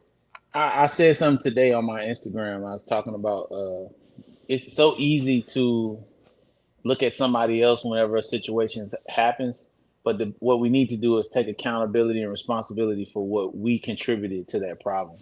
Mm-hmm. If you really want to grow, because it's easy to be like, well, they didn't do that or they did this and they that, but what did you do? So when I listen to, that's like I said on the thing, that's why I don't really jump down politicians' necks when they make mistakes, because I know the mistakes that I've made in my life. I'm not a perfect guy, and being a rapper, you know, and actually the type of content, and then being an executive, I didn't think about some of the things that I've promoted and some of the artists that I've put out there to promote what they're doing and how that their influence negatively affects people that's listening and consuming that stuff. And that's a reason why even I've talked to you about certain topics I don't really feel comfortable delving into. And one of them is relationships, because I feel like when people get on these podcasts and they talk about their relationships or however they do it, there's somebody that's living a completely opposite way. But if you're bashing the way they're living or highlighting the way you live, maybe it makes that person in that relationship feel like they're not getting something that they may need to get, which will cause turmoil and conflict in that relationship. So I'm just very, very like aware of the things that I may say at this point in my life to contribute negatively to somebody else's existence. I'm trying to walk that tightrope, and especially learning that, man, you say something, it immediately goes everywhere. Like, and you know, you don't have responsibility for when people take the words; they just take them whatever they want to do it. And that goes back to that thing I said when I mentioned Beyonce. People thought I was coming at her. I'm saying no. This is part of the game. This is how it works. Man, if I ain't giving nobody credit if they ain't do nothing, you're absolutely gonna give Beyonce credit if she is Beyonce. She's doing something. She's singing your song. Right. That's the credits. Right. Plus, Beyonce all over your mouth like liquor. Wow. I think you're going to appreciate this exchange that I'm watching right now. And I think for people who might not know Elle, this is what you're talking about. This is like This is a great example of L. So shout out to Will. Will said, L was in the chat the whole time. And then L says, hey, Will. Right? And then Will says, I'm still behind. Live radio at work takes precedent. LOL. And this is where you really get to see the mind of L. She says, precedent, not president. Right? But L's a thinker. She's a philosopher. You know what I'm saying? L is someone who, how do I want to say this? She's traveling with revolutionary science in the caravan. You know what I'm saying? Like that's the type of person she is, right? So after that she goes, actually it's probably precedence. Because the thinking, now the thoughts are going. Now she's over here like, it's not precedent, maybe not precedent. It's actually probably precedence, right? And then Will comes back and says, hey, L. Then here comes Jess B. yapping. Facts, and Elle is great at phrasing her questions about pointing topics in a way that comes off respectful and curious versus judgmental and condescending. And that's because Elle is a thinker and a philosopher. And I really, really appreciate her. And shout out to you and shout out to everybody that showed up and showed out for us. We appreciate you. We're gonna keep doing this thing, keep building it. I appreciate, as I always say, I appreciate Justin for doing this with me and DJ. And I appreciate y'all for giving us YouTube for giving us a platform at which to do it, even though we got to renegotiate what they take. These splits Jesus. crazy. Man, YouTube gets busy. So, but shout out to Leroy Cohen. Shout out to you, brother. You know, we've spoken before. He's the head of YouTube. I think the music portion of it, but yeah. YouTube. Shout out to you. Yeah, but shout out to you and all of your brothers. You know, we ride. Word up. Thank you guys for tuning in once again. Third Verse Thursdays, the morning show. This is our second one? Is our third one? Third one? I think it's the third one. This is our third one. Yeah. Yeah, we went from one show to two shows. Two shows a week. You know, Yes. big shout out to the entire team that works with us, man. Thank you. And guys join us Tuesday for our next Third Verse. I know this week we had some issues with the getting it out. It came out on Wednesday. But yeah, it's up for you guys. Go check out the content. Like I said, add, subscribe on the channel. Hype. Yes. And yeah, Tuesdays and Thursdays are the days we working trying to get that to you guys, and all the time. But we appreciate you. 7 a.m. is the time we want to be dropping on Tuesdays and Thursdays. Sometimes we come up a little short, but that's not because we don't love you. We just want to make sure the product is right. And I don't say nothing that makes this show go away forever. That's generally the problem. It was a whole rant I did. It was a whole rant I did this last time. Justin was like, nope, get that out of there. Get that out of there. You don't need it. I see what you're saying. It's probably fine in some circles. Not necessary. Did we need that? I don't think we need it.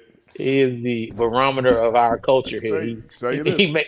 We ain't gonna gain we're not going to gain no listeners with that. I'll tell you that.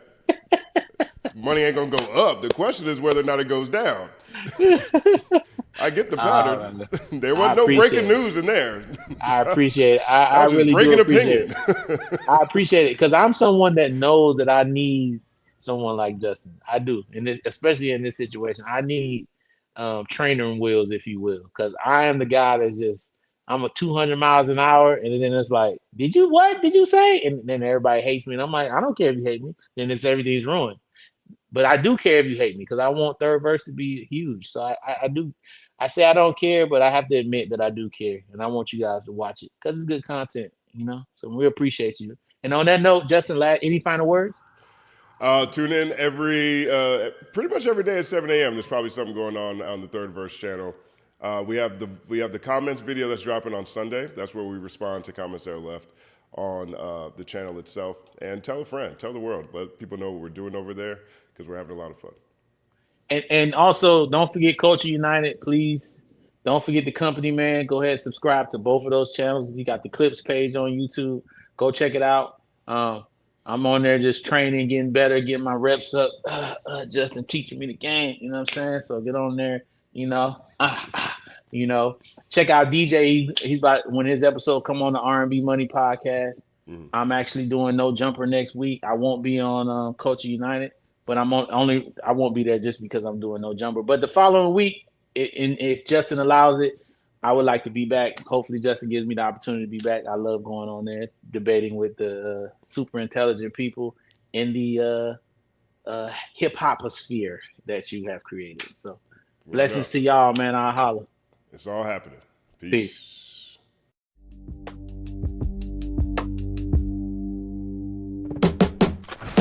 Whatever you wanna know, whoever you wanna see, the place you all need to be, the place you can't leave, the seed that plants seeds, the place you allowed to talk free. Whatever you wanna know, whoever you wanna see, the place you all need to be, the place you can't leave, the seed that plants seeds, the place you allowed to talk free.